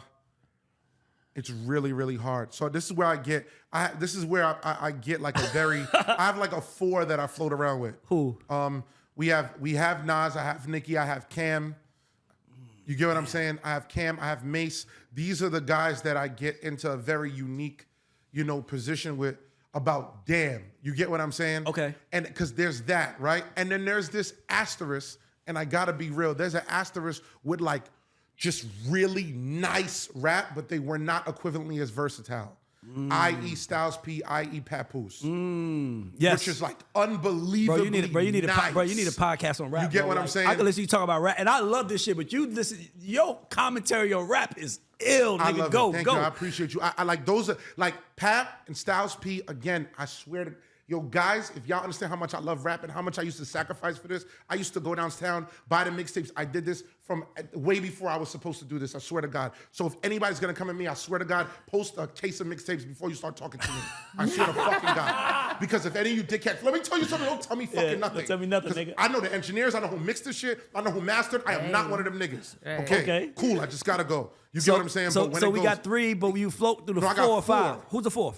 I have 4. I have Hove, Kiss. I have Jada, Fab. Fab. Oh yeah, I have my 3, and then I get my 4 bubble. My bubble. Yeah, where your I always boys- go, yeah. It's very difficult. I have Cam, I have Nas, I have Nicki, and I have what the hell I just said it? Oh my God, and Mase. Mase. That I go very, very difficult to go. Who's that 4, 5? It goes very difficult for me. Like Nas had an unbelievable creativeness to him when we go one mic and we go rewind and in that pocket and we hear so much shit. And then of course, Illmatic, Don't Jump Out the Window, even King's Disease with Hit Boy. Like he still was going. But when we go pulling for Mo, because I know that what they attacked Cam a lot was the double bars. My shooters are shooting, the boosters are boosting, you know what I mean? Yeah. They do that a lot. But Cameron really went crazy. Really on a lot of this, you know what I mean? Like Cameron went, you know what I mean? Dipset and Cam had a fucking run. I mean, like where they was own New York City. Yeah, it's Cameron, like, you know what I mean? Accessories, my closet's a pet cemetery. I get approached by animal activists. I live in the zoo. I run scandals with savages. Like, you know, bodyguards for what, nigga? I'd rather shoot. I go to war. Old Tim's, battered boots. Like, we can go. We can go. The screen didn't freeze. We can go. You know what I mean? So that's where I go. Like, it's very tough. My 4, I would put Nicki. I'm glad you got Nicki deserved to be number 4. Right. I'd put Nicki at the 4, and if I had to go, I'd go Nas 5. But Mase would be ahead of Nicki. Mase would be 4 if Mase didn't take off so much breaks. I was about to say Mason because Mase could rap. But when Mase goes back, even when Mase came back to G-Unit and he did Kamikaze, Google it, kids. Just trust me. You get what I'm saying? Like when he did this stuff and he was there and he was G-Unit for a couple of months, it was unbelievable. Side note, an asterisk, Lloyd Banks. For nice, as in not as versatile with the Styles P. No, I'm glad you went there because Lloyd Banks. Me and my bro, Lloyd Banks are ridiculous. we used to argue all the time about if 2 Chainz was a better rapper than Lloyd Banks. And to me, it's obvious that it's 2 Chainz. But my bro Zoe, he like, no, you bugging crazy. Every New York nigga, Shaka, everybody I talk to, it's Banks. I'm like, Lloyd Banks is nice, but he can get monotonous and 2 Chainz can play with the words. So I'm asking you that. You're flawless. What did you say? Who's a better rapper? Is 2 Chainz, is Titty Boy better than Lloyd Banks? 100%. Is 2 Chainz nicer than Lloyd Banks? Possibly not. He getting there though, because I ain't gonna lie. He can go, but I mean, hey, Lloyd Banks. That nigga said, she said I killed the pussy. I got the affidavit. I blew a cap off like I just graduated. Like, oh yeah, that's like, crazy. Nigga, 2 They said Chainz. flip when I call a bitch like she Queen Latifah. Yeah, like, all the vehicles ain't long enough to stash a street come sweeper. on, nigga, the shit can get uglier than a masterpiece sneaker. Okay, now. Like we can go. That's Lloyd. But here the only reason why I give 2 Chainz more than Lloyd Banks is because Lloyd Banks did not. Now he's the bars guy. I'm the feeling guy. Like you gotta feel something. Lloyd Banks has never said nothing like this. That's why he's not a better rapper than 2 Chainz. Like that's my point. Like it's like so for me, it's like you gotta really want to sit down and listen to bars. Correct. And with 2 Chainz, you could just enjoy it, and then the bars just the extra bonus. You like woo. 100%. So to me, I'm 2 glad Chainz you saw is that. nice. I don't know if he's nicer than Lloyd Banks. I can 2 take that Chainz from is you. a much better rapper. But a much better rapper than Lloyd Banks. Got you. And Lloyd Banks is a little bit nicer than 2 Chainz. Okay. Because it's really a difference. Better rapper, the ability to rap, like, it's a whole different thing. Lil Wayne is an unbelievable rapper. You get what I'm saying? Unbelievable rapper. Ooh, let's do this real quick, because you're doing it. I got Hove, Kiss, Fab, Nicki, Nas. If you had to put Wayne in here, where does he squeeze in? That's a 5. If I had to put Wayne, it's already off balance because it's an all New York list. I know, but if it's not a New York list and you just got to add Wayne to this list, Hove, Kiss, Fab, Nicki, Nas, where does he go? Nice. Just you. I don't even care. I just like if it's nice, he goes after Fab.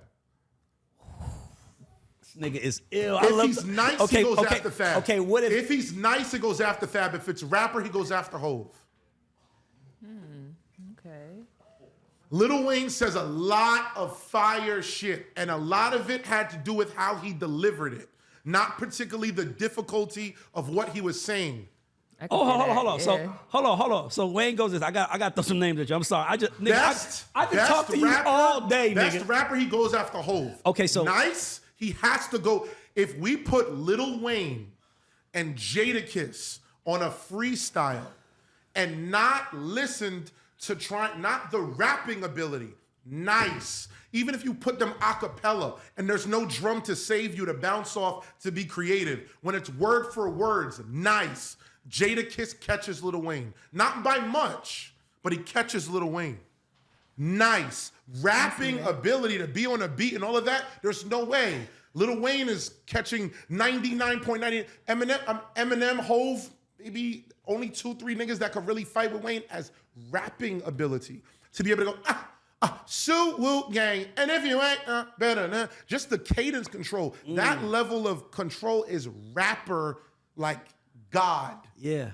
But nice is still a different skill set. Are you saying things I've never heard, more and more witty? Like some of the nicest human beings that rap are battle rappers. So let me ask you. Nice. I'm just asking you a question. I'm Like just curious because you're right. So with this list, Hove, Kiss, Fab, Nicki, Nas, is that based on nice? What is that based on? Like how you factor it in ranking? I did top 5 nicest. Okay, cool, perfect. All right, I cool. did, but I had my asterisk like in that ability top 5. Because if we went by best rapper, then it has to go Hove, Nicki.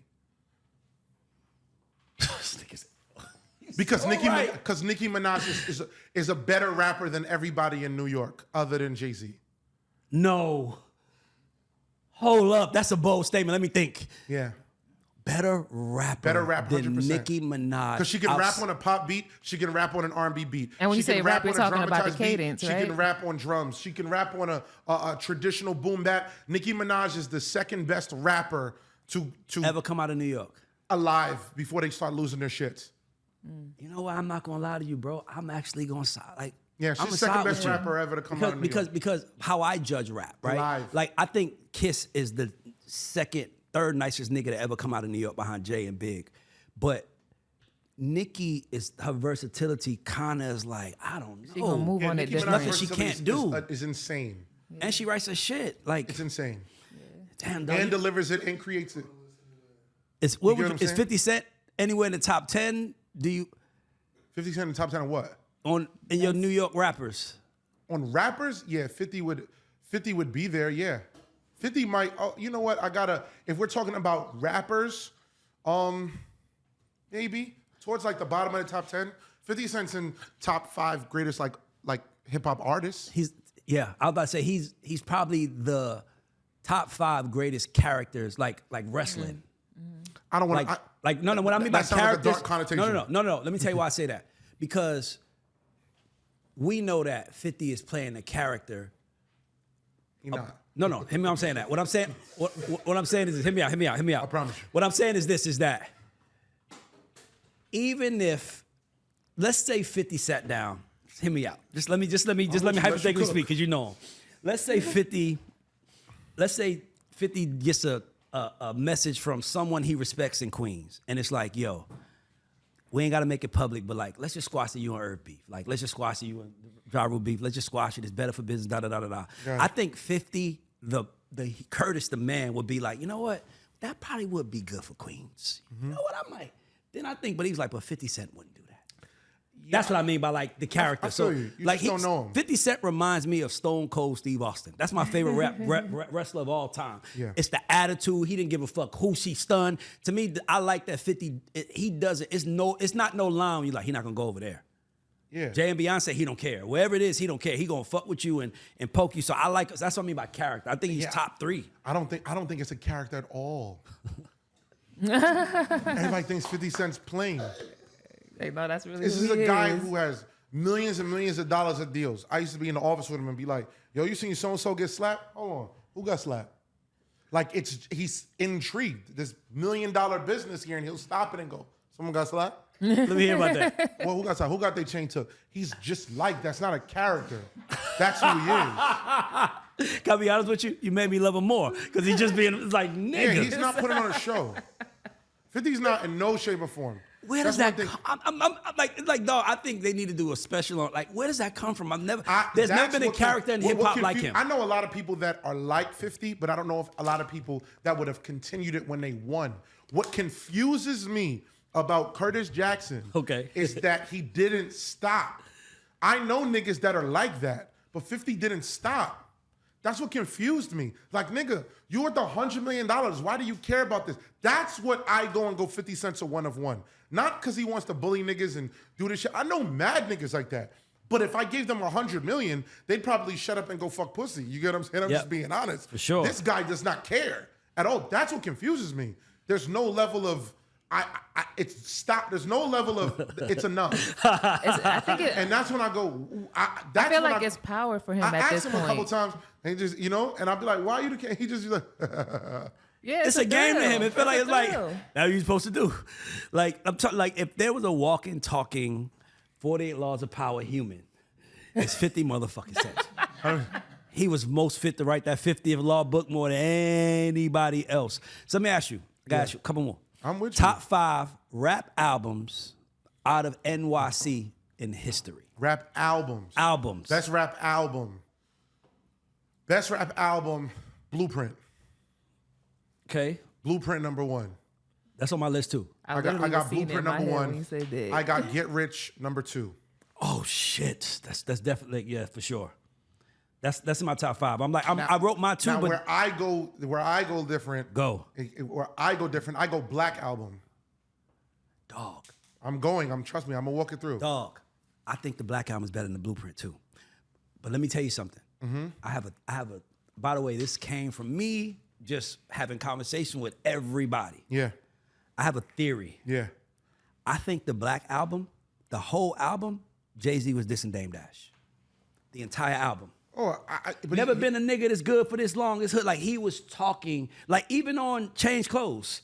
Y'all niggas acting way too tough. Go throw it. Like he was talking to me. 100%. In my opinion, I think he was dissing Dame. 100%. And because Lost Ones, he kills him. Jeez. No. That was another album. That's Kingdom Come. That's Kingdom Come. Pardon That's me. after he was broken up. But I'm saying, and the reason why I said that is because Dame was on my show, and I think he said on the show, he was like, I didn't like the Black Album. That was when me and Jay weren't on the same page. Yeah. So when you listen to the Black Album, right? Yeah. Just go listen to it. It feels like he was dissing Dame. Like when he's like, y'all niggas acting way too tough. We'll get a shirt and get a button up. And it was also said on my show that Dame tried to holler at Beyonce at the Change Clothes video shoot, or he hit on her, and that was like that. I'm just repeating what was said on the couch. Choke No Joke said it, but he said he hit on her and that. So when Dame said I didn't like the Black Album, I was like, what, nigga? That shit. The Black Album got the production. Like the Blueprint album is kind of like it lays there, and it's Jay's chance to shine. Like he shines every song lyrically, but the Black Album, dog. I'm like, go listen to it. I'm like, I think he was dissing Dame. I'm not going against that. I love it. Threat. Oh yeah, Nigga, I'm going through the song. I'm going through the songs right now. Like the What, title, Black like Album? the Black Album title. Like what more can I say? Encore. The Dr. Dre record, which is at the end. Moment of clarity is what really made me say Thank it. God for granting me this moment of clarity. And This I think moment of that honesty. I think that whole niggas song feel my truth. was about him. Because remember, the Black Album is the last Rockefeller album. That's the last album he dropped before they broke up. He dropped it, I think, 04. They broke up 05. So it's like, listen to the album. They wasn't speaking. Jay was shooting that Dame the whole album. I'm telling you, I'm like, I want to ask him. I'm like, because it's like, because I'm like, who is he talking about? It was like he was saying goodbye. Nigga, goodbye. Like what more can I say? This is it, goodbye. And I feel like he knew like goodbye to the old regime. I'm with it. Hello to the new Rock Nation, Tata, J. Brown. Y'all come up now, give Dame his money, and this is the new start. And then he comes with Kingdom Come, trying to be commercial, misses the spot, right? He dissed Dame on Lost Ones, but then it was when he came with Blueprint 3. Blueprint 3 is his top 3 album to me. Blueprint 3, the Blueprint, and Black Album to me, his best 3 albums. I'm not mad at it. Nigga, first of all, the Blueprint 3 is the most potent first 9 songs on any album Jay ever has.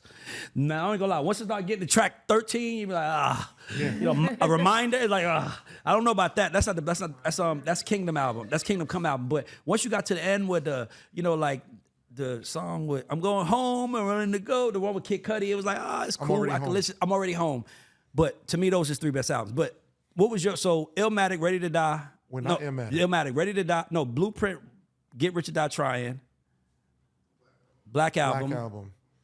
Okay. It's Dark and Hell is Hot. Ooh. I didn't have any prep That for was this. I my swear to God, I had no prep. Yeah, I had no prep. Yeah, I had no prep. Dark and Hell is Hot. It's very, very, very, very strong. Yeah. Who had a bigger impact on the world for you? I always get, Nori asked this question, and it's always interesting to me because it's like, they kind of was the same person for different reasons, but DMX and Tupac. Because X run was, he had a longer run, obviously, but Pac run was 5 years, but it's like, who do you think meant more in their moment? Because I don't think Pac really got it until 96. Like, I was a Tupac fan. Nigga, 94, when he was doing straight balling and beefing with the whole world, it wasn't cool to be with Tupac, my nigga. He was by himself. So, but X, on the other hand, had 2 #1 albums in the same year. Yeah. No rapper has ever done that. Whose impact on hip-hop you think had a bigger one? I have to go DMX because I don't understand the Tupac one. I don't understand it. You don't understand Tupac's what? Just everything. I was too young. I can see that. Yeah. I think people really, really don't understand the value of being around something. Yeah. Yeah. Like, y'all would never understand what it's like to go buy a mixtape. And I'll never understand what it's like to go buy a vinyl. I don't know. Yeah, me neither. I don't understand it. You get what I mean? A cassette, a CD. I know what it's like to want to go get a CD. There's certain things that you can relive, but it would never be the same feeling. Because what you gotta understand is that 50 Cent is not 50 Cent if it's not 2002, 2003. You know why? Is because what happens is that every single place you went, every car was playing 50 Cent. Yes. Every single bootlegger had everything G-Unit and had albums, everything. Every single thing. Lloyd Banks freestyles, Tony Ayo, 50 Cent. It was every single thing. It had 1, 3, 4 all-star mixtapes. They wouldn't even understand it. Point being with all of this is that you have to be around certain things to understand certain things. I cannot understand Tupac's impact because I could never feel it. I only see it and I hear. I know what it felt with DMX. I know what it felt like when everybody wanted to get a dog. And if you didn't have a pit bull, you weren't a man. Yeah. I'm being real. I had a homie that literally shaved his head because of DMX. I don't doubt it. I don't doubt it. I know when it was like, and then if you had a pit bull and you didn't have the wide chain link leash, it wasn't what it was supposed to be. I know what it was like when niggas, when hood, like young hood kids is like, yo, bro, I want a dirt bike and a quad. And I'm like, we live in Brooklyn. There's no dirt roads, dickhead. And it's like, yeah, I know why. Because of D&Y and the whole Rough Rider movement. Yeah. This is a real thing. So I will always pick what I recognize. I think I have a hot take. I'm gonna just say, I say it a few times, but I think DMX is the biggest superstar in hip hop history. Superstar, like that to me. That's presence. That's music. That's acting. No, I mean it's just you got to understand something. DMX came to Atlanta, and it's the South. And this man got on stage in front of a black city in front of, he's like, I know my niggas in here, but where my bitches? And women were going, nigga, this is when you didn't, this is not around the time, but this is the same decade. It was like, who you calling a bitch? You know, it's like, you didn't say that. This nigga X, to me, was the biggest, like, to me, the most organic star. And the reason I say that is because Leo did an interview and he said, I don't want props for signing DMX. My mother would have signed him. Anybody in the world, if they saw what I saw, you got to understand, DMX killed the shiny suit era. DMX, niggas don't understand how much DMX played a role in who Jay-Z became. You don't know nigga, first of all, okay, let's be clear. I love Hov. Hov is great, but Jay-Z has always been a day late and a dollar short in hip hop. Until Hard Knock Life. He was think about it. He came 1996, Reasonable Doubt, classic, was Ready to Die. It didn't have that. Little street niggas was playing it. I was playing it in a little MPV van running around New York with my cousins that summer. But like everybody was playing the other people. Like, you know what I'm saying? So watch what happened with Hov. So Hov, first album, Reasonable Doubt, he's on some lyrical shit, trying to show niggas see this. I'm with you. Biggie had the commercial success. Nigga, that's 96. 96, now Here comes the 97 album in my lifetime, volume 1. Now, who's the biggest artist in the world? Big, Puff. So Jay that's his shiny suit era. He does Sunshine. Him and Dane walking around with the bright suits on in the video. Sunshine, he making the songs with the girls and everything because that was working. And then he just felt like he felt stupid chasing Puff, so he goes and does the streets, just watching mixtape street shit. That got him back on fire in the streets. Then he comes with Hard Knock Life. But DMX is what set the tone. By the way, if DMX really was like a businessman, I don't think Jay-Z would have been as big as he was. Because let's be clear, Jay-Z shouldn't have headlined a Hard Knock Life tour. It shouldn't have been called a Hard Knock Life tour. It should have been DMX's tour. Nigga, dog, this is Jay-Z. You ever heard Jay-Z? Did you see him when he was on LeBron's show? When he talked about X? Dog, everybody said it. Gives me goosebumps, bro. He said, Method Man said it. He said I had to follow this man. He said he comes out and he said, but lights go dark, he growls. Everybody go crazy. This nigga's like, I gotta come behind this nigga. 100%. Like, growls, crowd go crazy. Comes out, takes off his shirt, girls go crazier. Starts praying. Niggas is crying in the audience and he's crying on stage. Yeah. Then sings Rough Rider anthems, have everybody go crazy, and then lights go off. Right. Jay is like, remember Jay? He was like, dog, me and Dame looked at each other like, we're gonna have to acapella the hell out of this tour. We're gonna have to acapella this tour because we can't beat that. Yeah. That's what I'm saying. But DMX didn't have the plan. But he had the brand. But that's what I'm saying. I think he's the biggest star.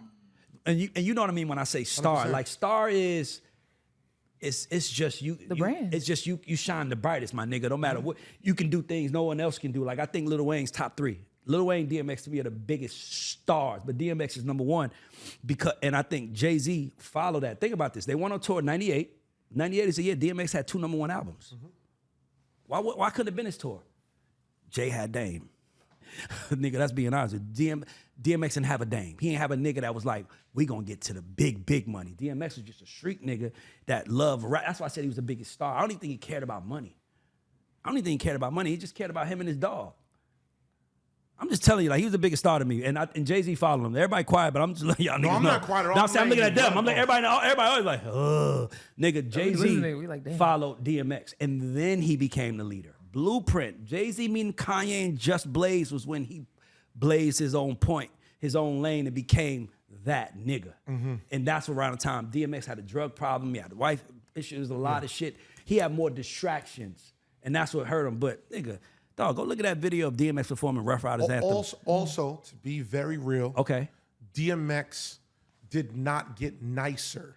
He didn't. Hove got better. Hove got nicer by the year. But that's because Hove is a businessman. He knows, hear me out. He knows the nicer he is, Hove cheated the game. He basically was like, he was a scarcity nigga. While every other art in the world of drop as much music as you can, Hove was a nigga that every album he said, I'm retiring after this album. That nigga said he was retiring after A Reasonable Doubt. This is my last album. So it was always kind of like, all right, I'm gonna give y'all niggas something today.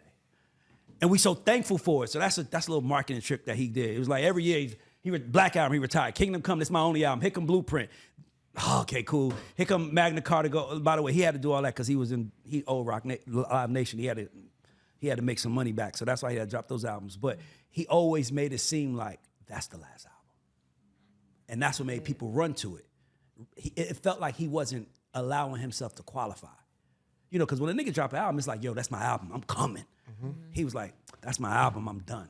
Mm-hmm. Nobody does that. So now everybody's like, he's done? Let me listen to this nigga. And he told me, I'm an 8-figure. This nigga talking about being worth 8 figures on his first album. Like, nigga, playing Monopoly with real money. He was just a hustler. That's why the streets loved him. But he wasn't big or none of them niggas. Like, he wasn't DMX. And he knew it. He was the smart nigga who played it smart the entire route. And 30 years later, he's the richest and number one nigga in hip hop history. Last question. Well, I got 2 more. Give me your top 5 New York club anthems. Top 5 New York club anthems. On That's Debatable. Okay? Number 1 New York club anthem, What Up Gangsta. This nigga went to the streets. Nigga gonna say, y'all gonna make me lose my mind. Okay. Nah, we going street. We got to. Okay. Because I've been a DJ for over a decade. I don't know. If the club is dry, if I go on there and I go, hold on, everybody stop doing what everything that you're doing. It's the boom, I start that shit, and I literally go, everybody, I want you to look your real nigga in the motherfucking face. I want you to look at him right now and say, you my motherfucking nigga, right? And just boom, boom, boom, boom. What up, blood? What up? You just made me want to turn up, nigga. You just made me want to turn up, nigga. You just beat me. I love it. They paid me It's what they down. paid me. Give me 4 more. Gangsta. Computers. Rowdy Rebel. Second biggest record in the history of New York club music. Really? Everybody said it. I dare one of you niggas to jump out the window. Okay. You can play Computers at 0.00.00, and you can play it to the end of Bobby Shmurda's last ad-lib. I could play this today. I could play this in any club. Computers is the equivalent of Dreams and Nightmares. Nigga, you just okay. Let's go. Give me 3 more. Because I'm sticking. I want to put Dreams and Nightmares in there, even though it's not in New York, but I would. Because we take Meek Mill like he's born in fucking Brooklyn and Queens. Crazy. Shout out to the Dream Chasers, all that. Meek Mill is honorary New York. Love you get Meek. what I'm saying? But we go, what up, gangsta? I go Computers is so crazy, bro. Okay. Like, it's really crazy. Club, Change It. This is where it gets, it's really, really, really, really, really, really tough. Because then it goes like, what age group, now it goes, because those two are gonna work no matter what age group, no matter what's going on in that club. That changes it. Like, no matter what, because you gotta look at who has a record that can change the club's emotion. Energy. Everybody. Like 50 Cent has like Dreams one and of them. Nightmares, my Let nigga. me say the 5 and then I'll put it in order, because I Get Money is there. Okay. I Get Money. We Fly High is in there. Ballin'. I was about to say Jim Jones. You ballin', get what for I'm sure, saying? Like, for sure. that's in there, and it's like, it's so tough, bro. That work with the younger crowd, balling and all that? Well, Jim Jones is idolized to this day. Yeah, Jim Jones is like, he kind of like the GOAT. And like, he the only nigga that stayed with the young niggas. Like, I love that for him. Yeah, he can go, like, he can go right now. You think, go ahead. One more. And then the respect to the OGs, I'd go Benjamins to respect the OGs. Shout out to the nigga that put me in the business, D. Angeletti. You know, I gotta just go to the OGs. But there's other records that's really room changing. I was about to say, I think Benjamin's is the greatest New York club song of all time. Nigga, that shit plays everywhere in the world. Yeah. Boom, boom, boom. Yeah. I think that's the only thing that's gonna survive this Puff trial. Like, if something's gonna survive, like Benjamin's is gonna survive. All right, cool. There's records that are very close. Lean Back is like an asterisk. Lean Back is an asterisk. This is what I'm thinking about as an asterisk. Suck It or Not is an asterisk. You want to know Shout out to Chubby Baby. You know what I would put Who as wrote number that? 6 as the closest one is Cameron, I Really Mean It. Woo. That's really up there. What did I say? What's the 5 I said? What up, gangster? Computers, I Get Money, Ballin', and I would Benjamin's. take I Get Money out and put I Really Mean It. What? Yeah. Nigga, I Really Mean It is hard. Because you just put it on and be like this. Y'all niggas seen it. I seen it. Body warm, heart anemic. Yeah, it's very crazy. But then in there, like the asterisks, now you'd put the I Get Money as an asterisk. You'd put Pop Smoke, Welcome to the Party. Not Rough Riders Anthem. Rough Riders Anthem That shit is OD, but it really doesn't play as much as it should. Okay, got you. Like it really doesn't. Like, Got you. there's certain records that should play bigger. Yep. Like, if you gotta really know your crowd. The younger demo don't break Rough Rider Anthem when you're like, you can do that. You gotta really know your age You got group. to know the age group. That's true. You're right. You gotta You're know right. the age group, I like, because there's certain. Let me tell you you want to know what's the biggest sleeper with the age group? If you're in a club that got 35 and over, you can play Where I'm From. You can play Where I'm From, and it would totally Cough up impact a along club. Where I'm But From, you gotta Marcy's know, son, ain't nothing. If you can play that right, you can play. And that song is the slowest club changer. Yeah. You know what I mean? PSA, little asterisk. There's moments. You It's- get what I'm saying? it's There's one sleeper, moments. though. I'ma add. Talk to me. Jay-Z, Imaginary Player. Nigga. When that shit comes on. Great song. No, I'm saying, when that shit comes on in clubs I've been at, that's the only song that the DJ plays the third verse on. That's the only song the DJ plays the entire song of. It got to be an age demo, though. Yeah, that's It gotta true. be- Yeah, that's it gotta true. be That's an for age sure, demo. for sure. But it's there. Like, Suck It or Not is also really, really big in New York. Cameron, like really big. By the way, shout out to my brother shout out to and R.I.P. to Chubby Baby. He wrote that hook. Did you Oh, touch wow. on that? Yeah, he wrote that hook. That's Holy one. shit. When I met him, he was like, I wrote Certified touch it out. Gangsta's Yes. is big as shit too, man. Jeez. All right, last one. I'm with you. Who I believe that Catalogue, and I'm not gonna even talk about. Okay, so I believe that albums, I believe, and Jay-Z is my number one rapper of all time, but I'm gonna be honest with you, his music didn't age well. It didn't age well. Like, go listen to Jay-Z old albums. He's nice, but the beats was trendy, like nothing, like that's why the Blueprint of Black album to me were the standouts because the production was consistent on both albums compared to the other ones. But I really believe, bro, because my top 5 rappers, my top 3 is Jay-Z, Biggie, Kanye, and then I have a float where it's like Drake, Kendrick, Kiss, Tip, like just rappers I'm like in my top, but it's like Ross too, by the way. Ross, that nigga's incredible. He's a better rapper than 50 Cent, I'm gonna be honest with y'all. Ross is a better rapper than 50 Cent. Ross is a better rapper. I'm saying it to you. Ross is a better rapper. Bar for bar rapper than 50 Cent. Oh. Think about it. I thought. What's your answer? I'm over here like, No. Ross, by the way, Ross does not have a Get Rich Die Trying or the A Massacre album. He doesn't have nothing as big as that. But I'm saying, room full of rappers, bar for bar, taste, caviar, if you will, rap caviar. I think Ross is a better rapper than 50. Nicer? Nicer.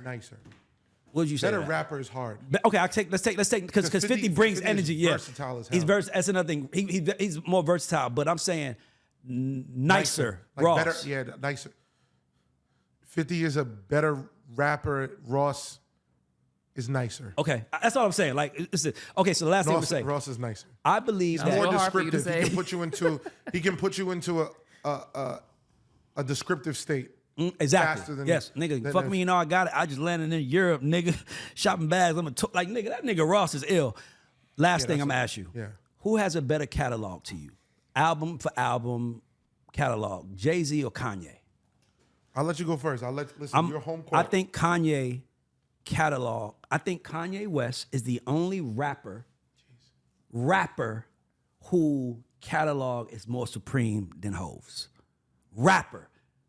Like Drake has a great catalog, but there was moments in there where it's like, he has an incredible catalog, but there's moments where you could take that album that if you honestly album? you could take honestly Nevermind album, you could take that away and we won't miss it. It ain't like we like, well, no, we need that song. Except for maybe Sticky, it's just you ain't there. So I'm a music guy. I'm an art guy. And for me, I look at it through the lens of, like, I see these niggas as like Picasso and Mozart and these great artists of the time. I'm looking at it like 100 years from now, whose catalog will be more valuable? And I believe it's Ye. Because I believe the one thing Ye did that Jay didn't do, that really kind of hurt Jay's, like, everywhere he was Jay always went with the hottest sound. Ye always went with the newest sound. So Jay was like, what they doing? That's what I'm doing. Okay. And Ye was like, what them little niggas down there doing? Come up here with me and I'm gonna do it like this. And I think he caught him in the life of Pablo and I think he passed him by far. He got a #1 gospel album, #1, like, dog, this nigga got, his catalog is better than Hov's to me. You want me to be real? I think the biggest thing that you said, Kanye is willing to go get people. So Kanye is willing to collaborate. He's willing to experiment. 100%. And Hov ain't. Collaboration is so, he's not. He not gonna fuck the brand. He don't want to risk the brand. The brand is perfect to him. Yeah, it's just Yeah. it's how it goes. Hov is some of his latter albums, for me to love it and for me to love Hov as much as I can, I think that some of these latter albums Really? it didn't connect. Yeah. Like the 444 connected with me. I love that album. To me, that's top 5 album out of he did, but it was also samples. To me, it was a lot of reasons to make it up to date. I think that was the first album that he did that he didn't care what the world thought. Yeah, I'm not the biggest fan of it. And Okay. if we're taking in taste, you know what album I have over 404? I have American Gangster. Because they're both, in my opinion, were not chasing public affirmation. They weren't chasing chart placement. And I would go to the extent in saying what Hov is saying on that, the comparisons of the Say addictions. hello to the bad guy. You know, what? Yeah, Shout out to and- DJ too. Yeah, when he's, oh God, when he's on there, you get what I mean? And the comparisons, the metaphorical comparisons to the addictions to drugs, to fame, I just felt was like ridiculous. And I felt Hove said a lot of standalone quotes on 444 that don't stand as firm if it wasn't from Jay-Z. Jay-Z says a lot of things from a Jay-Z tone. That he can get away with that. No that one we else allow can a get lot. away. We allow a lot of Hove to do that. That's why I went to listen to them old albums and I was like, ah. If you were to play 444 Yeah. today from a listening standpoint without reacting and then do the same exact drive tomorrow, listen to American Gangster, I think that you would really go, there's so much more depth and dynamic to American Gangster. I agree. Than it is The reason 444. I get 444 because that was the first time he ever got personal. And that was the first time he ever admitted his flaws. That was the first time he ever called himself a dummy, like Dumbo. Like, to me, it was like, it was his redemption album. It was the album. He was like, you know what? I did a lot. I done gave y'all niggas Superman so much that let me let y'all niggas know that I fuck up too. And that's why I appreciate it. But I respect it. I gotta say that. I respect know. Oh, what you want me to say? Just say it. Hold on. You have a take that we have to address. Okay, let's do it. You yeah. Tell me. So I had said that Jumped Up Crazy. I said that there's a large parallel with Drake and Kendrick and Hove and Nas. And my take goes like this. Okay. Hove was the #1 rapper, the #1 most loved and admired rapper. Yep. He even said, I don't know if there's validity to it. I'm 100 million man. You know, like this is a real thing where Hove financially was already superseded it. It goes, and the world wanted to see what happens if the #2 guy won. Now, I pause that argument there and I go to Drake. Drake has been abusively winning for 15 years. Abusively winning. Biggest records. Drake has been the #1 streaming artist the last 10 years in a row. By number streaming rapper in the world, 10 years in a row. Period. 10 years. That's a decade. Now, if Drake is doing this year after year, the level of dominance is insane. Drake has broke a minimum off the top of my head. I can say that Drake has created 6 to 7 rappers that we knew who they were not, and then has made them international stars. We Agreed. can name them if they needed to go for crazy. sure. Cool. Agree. Cool, right? Everything you said, I now agree. we get all of these things, right? And now Kendrick would be his #2 at the present moment. Okay. Now we go back to Hove and Nas. When it came, we got Stillmatic, we got Ether, we got the Rhapsody freestyle, we got all these things. Slide through Philly, eat beans fast, speed through the freeway. We know. Mm-hmm. We understand what was going on. But the world felt that Ether was better and beat Jay-Z. As I look like, the world feels like Not Like Us and the subsidiaries beat Drake. Yep. I look at the parallel as I stand back and I listen. I could be a stan of Rockefeller. I don't know. But as I listen back, Take Over, as I listen back to the freestyle Angie Martinez, fresh from Italy, oh my God. Like, and I hear the arrogance and we go through, you know what I mean? Yeah. I just started another life, I'm about to pass it twice. Yeah. So all for the present I'm past, niggas still can't get past my past. How you propose to deal with the perfect present? When I unwrap the gift Gift and and a curse in one session. Ain't no living person could test him. Only 2 rested in heaven could be mentioned in the same breath as him. Listen. Nigga, finish the line. 7 straight summers. Critics might not admit it, but nobody in rap did it quite like I did it. If I did it, I'd done it before. If you had it, I got mad at it. I don't want it no more. And that goes from everything from flipping the raw, flipping the on, Flipping horse, flipping vocal chords. Get it twisted, get it right. Nigga, I did it Papa did it twice, nigga. Twice, young. Now, I wasn't prepared. Sorry, that nigga's the best, Okay? bro. Okay, I wasn't, all right? I would have brushed up. It's going off the top. Nonetheless, when you hear this, I go and I think it's a clear synopsis that Jay superseded what Nas did after that, right? And I think it's gonna be a clear wrap up that we're gonna see Drake superseded to what's going on from this point forward. I think the scarcity and the amount of minimal music that Kendrick puts out is very similar to the parallels of Nas. I think I don't like the machine. I think it's very unique that Kendrick does the I don't support the machine, I don't like the machine, I don't. But Kendrick goes to the Grammys and then went on the stage and didn't say anything anti-Grammy or say anything anti-anything. Yep. He actually doesn't say anything. Yep. He just lets the music speak, but then the music is subjective. That's your art. Let your words speak. Yep. Aubrey, on the other hand, UMG, I don't like it. I don't like this. Yo, streaming service, I don't like this. I don't like that. I'll sue you. I don't like this. That's sucker behavior. I don't like it. And Aubrey speaks. Yeah. So I just look at it as very unique. And then as time goes on, I feel like Hope's career shined. Then I look at it and I feel like when it comes down to the owl will continue to prevail. So my thing is this: you think Drake is gonna come back? Oh, I think it's already written in stone. That's my parallel. Okay, so that's why I agree with you. But first of all, when everything you said I agree with, it was only one thing that I think is that you're making a comparison between the two is that the two, they battle, to me. I don't think that Nas has ever been a real threat to Jay-Z except for maybe that one battle year. I don't think anybody ever thought Nas was bigger, better, anything. He just got him with Ether.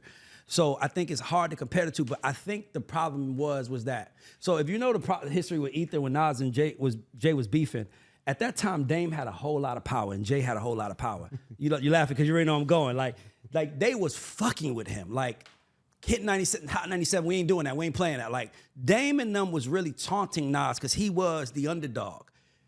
In this case, the underdog won. In the case of Jay and Nas, I think Jay came out on top. I think we all can agree to that. He came out on top because he might have got hit hard with Ether, but he didn't have a career blemish. Now, the only difference between Drake and Kendrick is that Kendrick actually won. And now the underdog won. So it's the difference when Jay and Nas went into the beef, I knew Jay was going. It was like, I'm a Jay fan. Jay gonna win, that's it. Like, what is Nas gonna do? That's why I think everybody gave him so much credit for Ether, even though it was some bars in Ether that was weak. Somebody, you got Campbell lips, like, nigga. And he said Rockefeller died of AIDS. Yeah, like, Rockefeller died when AIDS wasn't around. Like, come on, yet. bro. Like, it's a lot of shit he did. But my point is, so Ether was mid, but I think Ether, it was bigger because Nas was the underdog. And I think the same thing happened with Kendrick. I just think Kendrick overthrew Drake, and I believe that Drake is done. I think that he reached his zenith. I think that everybody's too conscious to him now. He's never been a conscious rapper. Everybody's trying to see what he's gonna say, and he's not. And he's a sensitive guy, and sensitive doesn't work in black music. And I think that his audience is gonna get whiter and whiter and whiter, and as it gets whiter and whiter and whiter, the white people the cool white people are gonna eventually be like, "Where's the niggas at? Niggas are here. We getting the fuck up out of here." And then it's gonna be the vanilla white people in the audience, and I think he's gonna be like, that's gonna be who makes music for.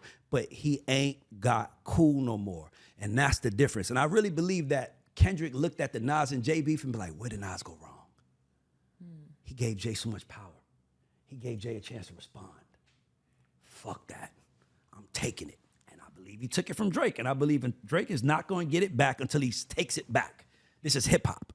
He is a pop star. For everybody that loves him, he is a pop star. And there's an element to being a pop star that will never go away. I'm not arguing that. I'm saying the zenith. White people can't push him any higher. They can't. Only we can push him higher. Now, white people can push Taylor Swift higher because Taylor Swift is all them. But Drake, you still got half black man in you. Yeah. And this world ain't fucking with you until you come get your food back. Nigga. I feel everything that you say if I believed everything on the internet. No, I'm in a world where Drake is lit. I'm in a world with bad bitches and they only asking to play Drake. I'm in a world where when they go outside, they you know what I mean, boop bop, boop bop, boop, they're joking that shit. I'm in a world that's always been on that. So when everybody goes, I go on the internet and the internet tells me that this is what it is, but I was also in a real life, regular vibey, lit bitches outside and all this shit like that where it's going, and then Aubrey never stopped, like it just don't stop. And then now parties out there and I see bad bitches, I got 4 texts, give me a hug. All right, soon come. I'm on the way. Leave the door unlocked. But what I'm telling you is this. So I'm gonna just challenge one more thing. I don't think anybody in the world gives a fuck what bad bitches think anymore. Because we know all bad bitches care about is what, guys? Money. So it's like, nigga, you got more money. Nigga, you could be the lamest nigga in America. Okay. If you got a private jet, you're gonna have bad bitches. Yeah. Now, do they have personalities? Now, are they gonna add something? Are they gonna do something? I don't know about that. But I don't think that. I believe that. I love it. He got bad bitches. He do. He don't have real bitches. And real bitches is not gonna fuck with a real nigga until he proves he's a real nigga. And up until the moment Kendrick took his food, he was a real nigga. I get you. And then once his food got took, he could have did what a real nigga do and respond like a real nigga and fight back. But he's filing lawsuits saying y'all don't understand how big the business is. I'm sorry. What he's doing in my world, we call that talking above your audience. It's like what Gunna did. When Gunna was like, I didn't snitch, I did this. And it's like, nigga, we don't give a fuck what you said. We heard you say something on trial. Like, it's like, your lawyer can make it's this, it's really this, and it's not gonna be used in court. Those streets don't see it like that. So you know the streets have its own rules and corporate world has its own rules. Drake will always win in the corporate world. The reason why I knew Drake was done, because this is the only beef that I saw on Entertainment Tonight, The View. Nigga. Whoopi Goldberg was talking about it. I see it on fucking Fox Sports is talking about it. TMZ is talking about it. You think they're talking about it if two all black rappers are going at it like that? No. They're talking about it because somebody who's half them is being beat up in public. So they need to get some cool points for him and get some sad points for him and say, bro, first of all, I've sat on here and said, I love Drake. I think he's incredible. I'm gonna tell you how I look at Drake. So I was in the car the other day and I play, and I'm not gonna play it because they might make us take it down, but like Drake has a song where he's like, she look like a star, but only on camera. Hard as fuck. Nigga, I listened to that and I was like, yo, this nigga might be able to come back.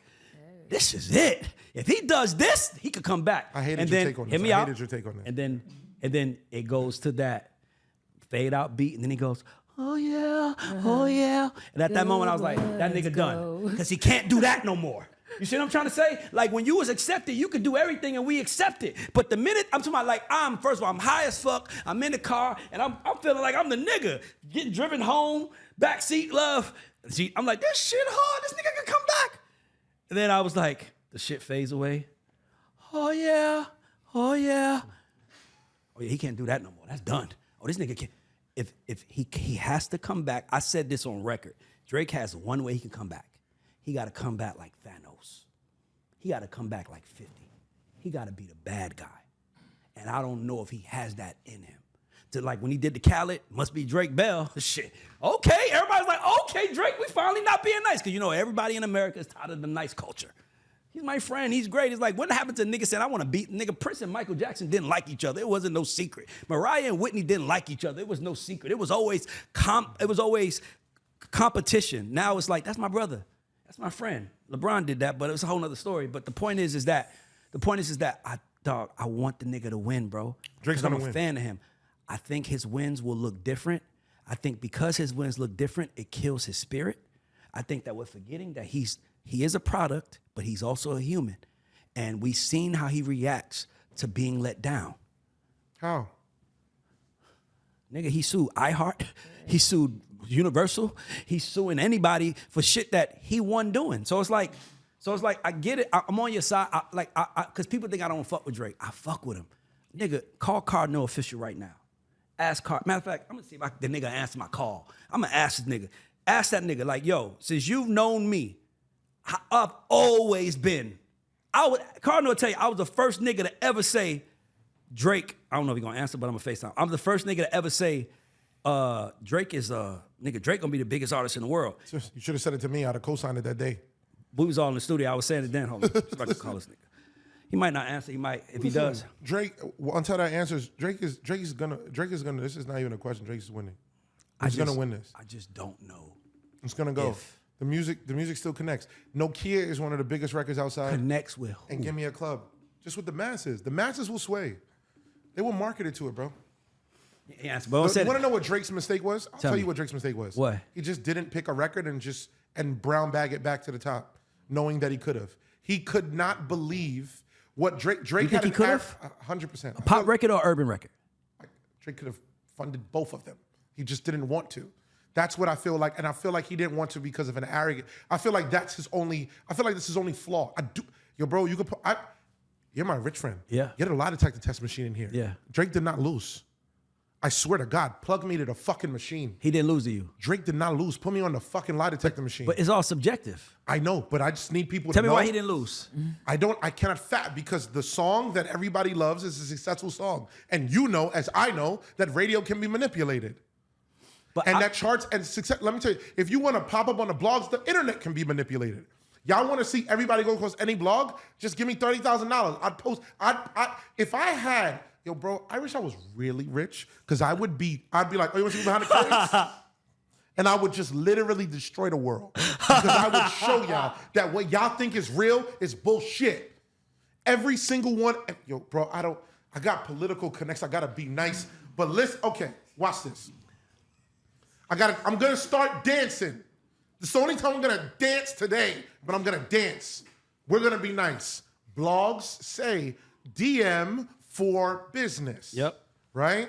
On those emails, if you email them, they would tell you what you have to pay to get a posting. Yep. If that is true, then that means that you could pay for attention. Yes? Yeah. No, I disagree. Because of something that happened a few years ago, when it's paid for legally, they have to put ad there.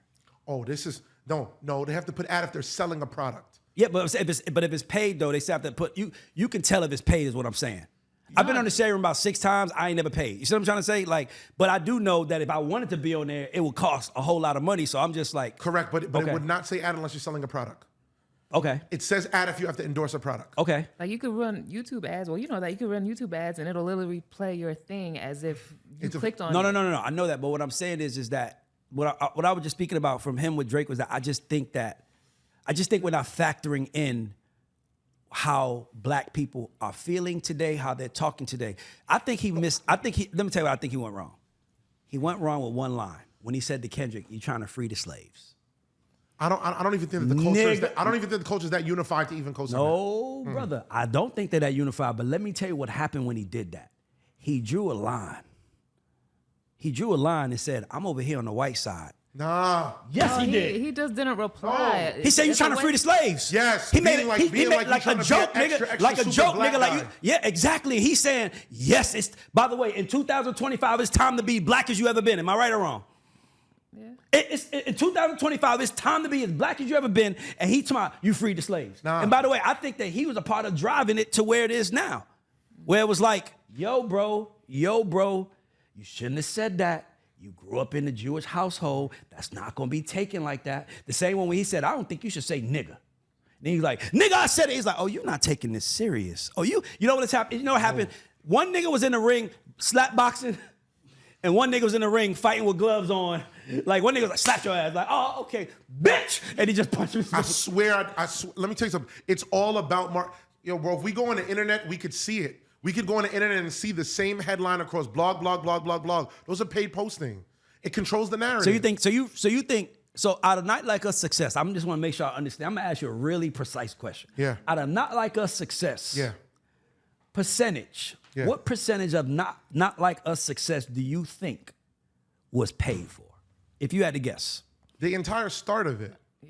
You think? I would think. The entire start so? of it, 100%, and then it went organic. But let me tell you something. The reason why it went organic and it started. I can prove why that's not a lie. I can prove why that's a lie. Until the NFL started putting marketing dollars behind it. But I'm gonna say this: the success. I am not knocking the success of Not Like Us. Listen, Lindas. Listen, because they're gonna try to jump. Listen, they are. This is not about knocking the success of Not Like Us. Other than me saying that. What I felt the only mistake that Drake did in this thing was that Drake could have put out a record and just forced a conflict back up the charts himself. And I'm telling you, he couldn't. Why not? Because isn't that what the culture Bro, is? And why they were mad at him for going the suing let me route tell you versus why. a rebuttal? Because, nigga, did anybody here ever see Next Friday? Next Friday came, by the way, if you know the history, Next Friday came years after the first Friday. Way longer. Like Friday after next came closer. Like I think it was like 2 years between, but Next Friday was like 6-7 years, right? Mm-hmm. Nigga, 7 years go by. Nigga, Debo still trying to get his get back though. That's how it's gonna start. Yeah, we gonna create some other enemies, the Mexican guys next door, Lil Cheeto and them niggas next door that we gonna beef with. Yeah. But we gotta get out. Nigga, you gotta start with the nigga got his ass whipped. What I'm telling you is that I don't think black music. Have you ever seen a scenario where something became bigger than something represented something way bigger? Like I give an example. That's what it Beyonce did. Did. But that is when something represents something becomes that much bigger. That means it was organic. When Beyonce's Cowboy Carter album, that shit was a moment for black women. It was like, and don't get me wrong, it shot to the top and it faded away because it wasn't as great. Like the country audience didn't really like it, and the black girls were the only one like really meet Beyonce where she was. Like that's why I think her ticket sales are having trouble right now, because I don't think black girls want to hear Cowboy Carter songs being sung in a fucking stadium for fucking $1,200 a seat. I'm like, nah, if you want to sing Single Ladies, we're gonna pay for that. But you think we gonna come out here, you gonna sing that whole album and give us 7, 20? Nah, we not. So that's what I was saying. So I'm sorry, what was that? So I'm like, you're talking about the record becoming larger than it initially started. So some records represent things more. Drake's, when I seen kids singing it at elementary schools. Yes. When I seen, it was a video I seen of a Harlem block party. It's like 10,000 people on a block in Harlem. Yes. And they're playing Not Like Us. Not the song, like the band is playing it. Like, bum, bum, bum. Nigga, Will Ferrell just did it on SNL 50. That's not, to me, I think anybody on Drake's side that said he won because it was paid for are gonna have a rude awakening when he goes and try to pay for new shit that he wants to get, and he realizes, yeah, but what happened with that though? See, this is all what I'm saying is this. First of all, I love all those points is valid, right? On a lot of this shit. You know, like the success of the record and everybody rocking with it. All I'm saying is that Drake, I feel personally, I don't know, I didn't get to talk to Drake. I wish I fucking could have, because I wanted to ask him. I literally, if I had Drake's number, I would have rang down his number and been like, bro, put out the record and run and work the record. Like, it's almost, what I personally think was, I think that that OVO heard Not Like Us and literally was like, this can't work. It's based on bullshit. This whole A minor and me fucking little girls is stupid. But didn't Drake do the same thing? He's trying to say that man's daughter was the man's child was his manager's daughter. Hear what I'm saying. What you're saying is Drake put it out and Drake clearly stood by it by it's a fact. Drake stood by it like it's a fact, right? Because he believed it was a fact. Just yes or no? You know what I mean? With the daughter. I don't know. Okay. Because to me it's like. So you feel like Drake put that out and knew it was a lie? I think they were trying to fuck with each other. Oh, I think personally, I think Drake put it out and knew that, wrong. I think Drake put it out and thought it was a fact. That's what I think. You think somebody fed it to him? Yeah. Yeah, but my point is this: nobody's calling Drake a pedophile. No, nah, but hear me. They said pedophile. Why is he around? Here. No, see what happened is like when I feel like Drake looked at all of those sex allegations, like this is ridiculous. This would never be real. And I feel like that was the arrogance that hurt him. No, I swear. Listen to me, bro. Let me land it. Because if he felt like those were serious allegations, he would have pushed against it harder. I feel like how did he push him right now with a lawsuit? No, that's already after it. Okay. It's like it happened, the explosion goes, all right, I got a response. I'm talking about when the action was rising, when that record was going in the first 15 days. Drake had an opportunity to put out a record that would have just added conflict. Can I ask you a question? What does that record sound like, guys? I want y'all to understand something. Like you play music, you make music. Like I'm in the studio. When you're in the studio, you don't just play a beat.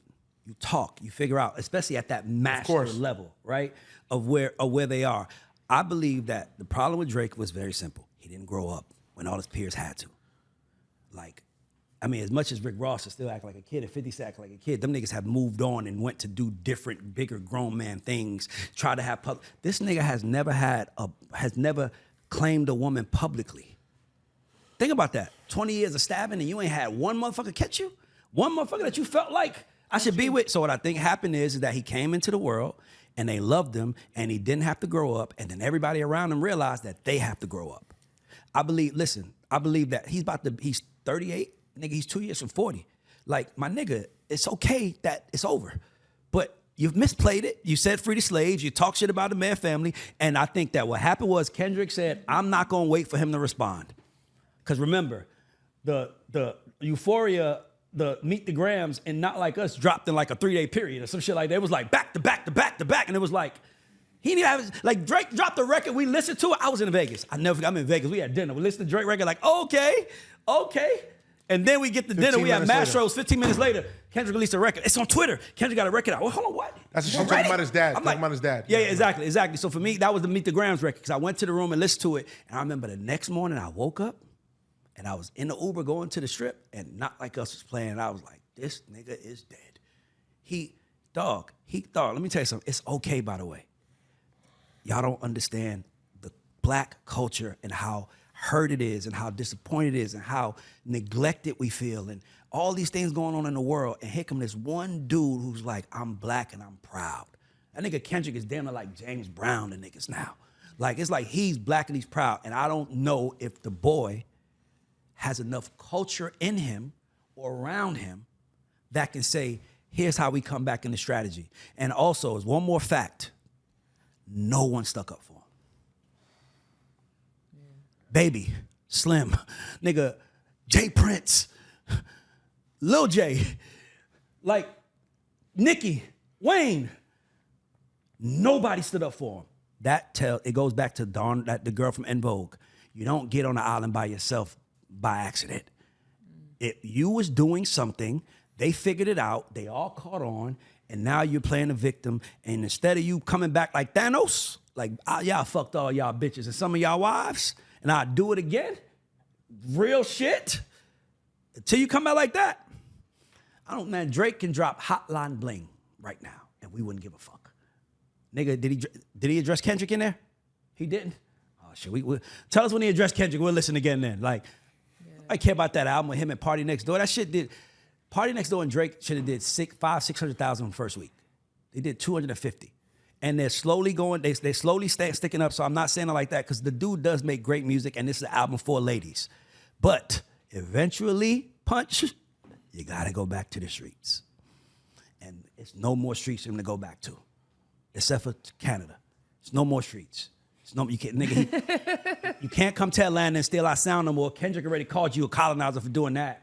Right? You can't go to Wayne and them because you got away from them. You did what? So it's like, where do you go from here? You go inside. And when He's still loved by Thug. Huh? He's still loved by Thug. Still loved by Savage. He come to Atlanta Loved by who? and do a Thug and record who? with them. Who's Thug and Savage. No, Savage loves him. Exactly. He come back out here and do more records with them. 21 Savage, Mase, my nigga, but 21 never said nothing. Yeah. You're missing the point. Like, nigga, it's like, you know what it's like? It's like running for president and no one thinks you should win. No one co-signed you. No one said yes. Nobody has you got more niggas sticking up for Puff. 21 said something. What 21 say? 21 said something 2 or 3 weeks ago in an interview. He said that no, Drake did not lose, and I'm still here supporting Drake. The same thing with J. Cole. He actually came out and said that I still got love for you no matter what. I know what you did for me. Love for you and respecting you is different than, to me, standing up for you. He ain't no fucking pedophile. That was whack that Kendrick said that. Nigga, ain't no bitch said you ain't a pedophile. Nobody has said anything for you. I hear you. You on an island by yourself, homie. And by the way, and at that moment, I say just make the island your shit and just be the bad guy on the island. And I jack it. That's what I would say. I'm not mad at what you're saying. Be a character. Nigga, do what 50 do. I'm just saying that. But anyway, I just want everybody at home to hear this. Now, do you understand why I want to shoot a punch? Man, dog, you incredible, bro. I ain't lying to you, bro. Man. Nah, nigga. The way you speak about rap, you should be the face of hip hop, man. You should be the voice of hip hop. Nigga, I'll put you over all of those niggas. First 2-hour episode, and I ain't even bored, nigga. I'm like, nigga, I gotta stop it because I already know we go. I'm looking at the clock like, yes. Hey, dog, the way you speak about that was over this an shit, hour.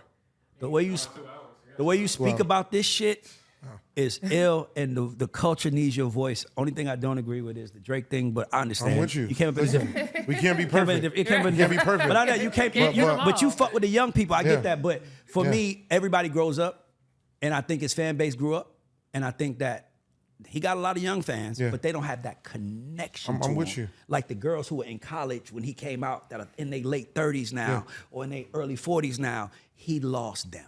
I feel you. So he's gonna always have to service this. And to me, I don't know how that plays over because it fucks with just. It's like, you ever seen the MC Hammer movie? The nigga Hammer when he was at that stage, he was performing, he realized the crowd was all white. He was like, what the fuck is going on? Nigga, what's happening right now? Seriously, bro. Like, it's like, and that fucks with you. It fucks with your psyche. And this man has never been unloved since he's been famous. And to me, I don't think that it's impossible to come back. I think his mental makeup makes it hard because he doesn't see his fault in anything that happened. I'm with you. Listen. And to me, it's like, dog, in any battle, win, lose, or draw, you gotta see your faults. I'm with you. And to me, and then lose, see your faults. Like, it's like, what's the nigga name that everybody loved? The boxer. He was like, to this day. Deontay Wilder. Nigga, hey, we loved him. You know, he got his ass kicked twice by the same white man. It's like 3, right?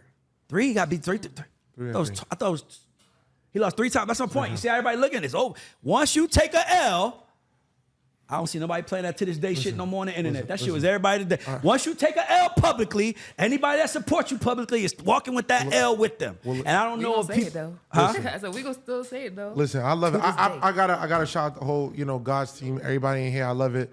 That's debatable. I love it. Ray, I appreciate it. I hope this is not the last. Nigga, I promise you it won't Listen, be. I can't wait to see the comment. I'm like, this is like, it's incredible. I can't wait. And you said one thing. Yo, bro, we talk about this president of hip hop shit. It's not like a game. I really want to have a very loud voice in this culture. I'd be disgusted at some of these people's takes. And I feel like a lot of people clout chase without any level of skill set. They never hit a drum pad. They never wrote a bar. They never sang a note. They never touched a turntable. They never promoted a party. They never booked an artist. They never took a meeting. They never did nothing. But their opinion is as loud as can be. And those are the people that kind of make me disgusted. I feel like we got to have representation with somebody who actually got some skin in the game, who put some sweat on that court. And I'm trying to be the loudest voice in the culture. I'm not running from attention. I'm not running from the clout. And I'm not running from the power. Somebody got to talk. I'm mad. I'm angry. I'm frustrated. And finally, somebody gonna do it. Hey, brother, you are Hello. welcome here any day. This is That's I love this guy. Debatable. We are out. Thank you.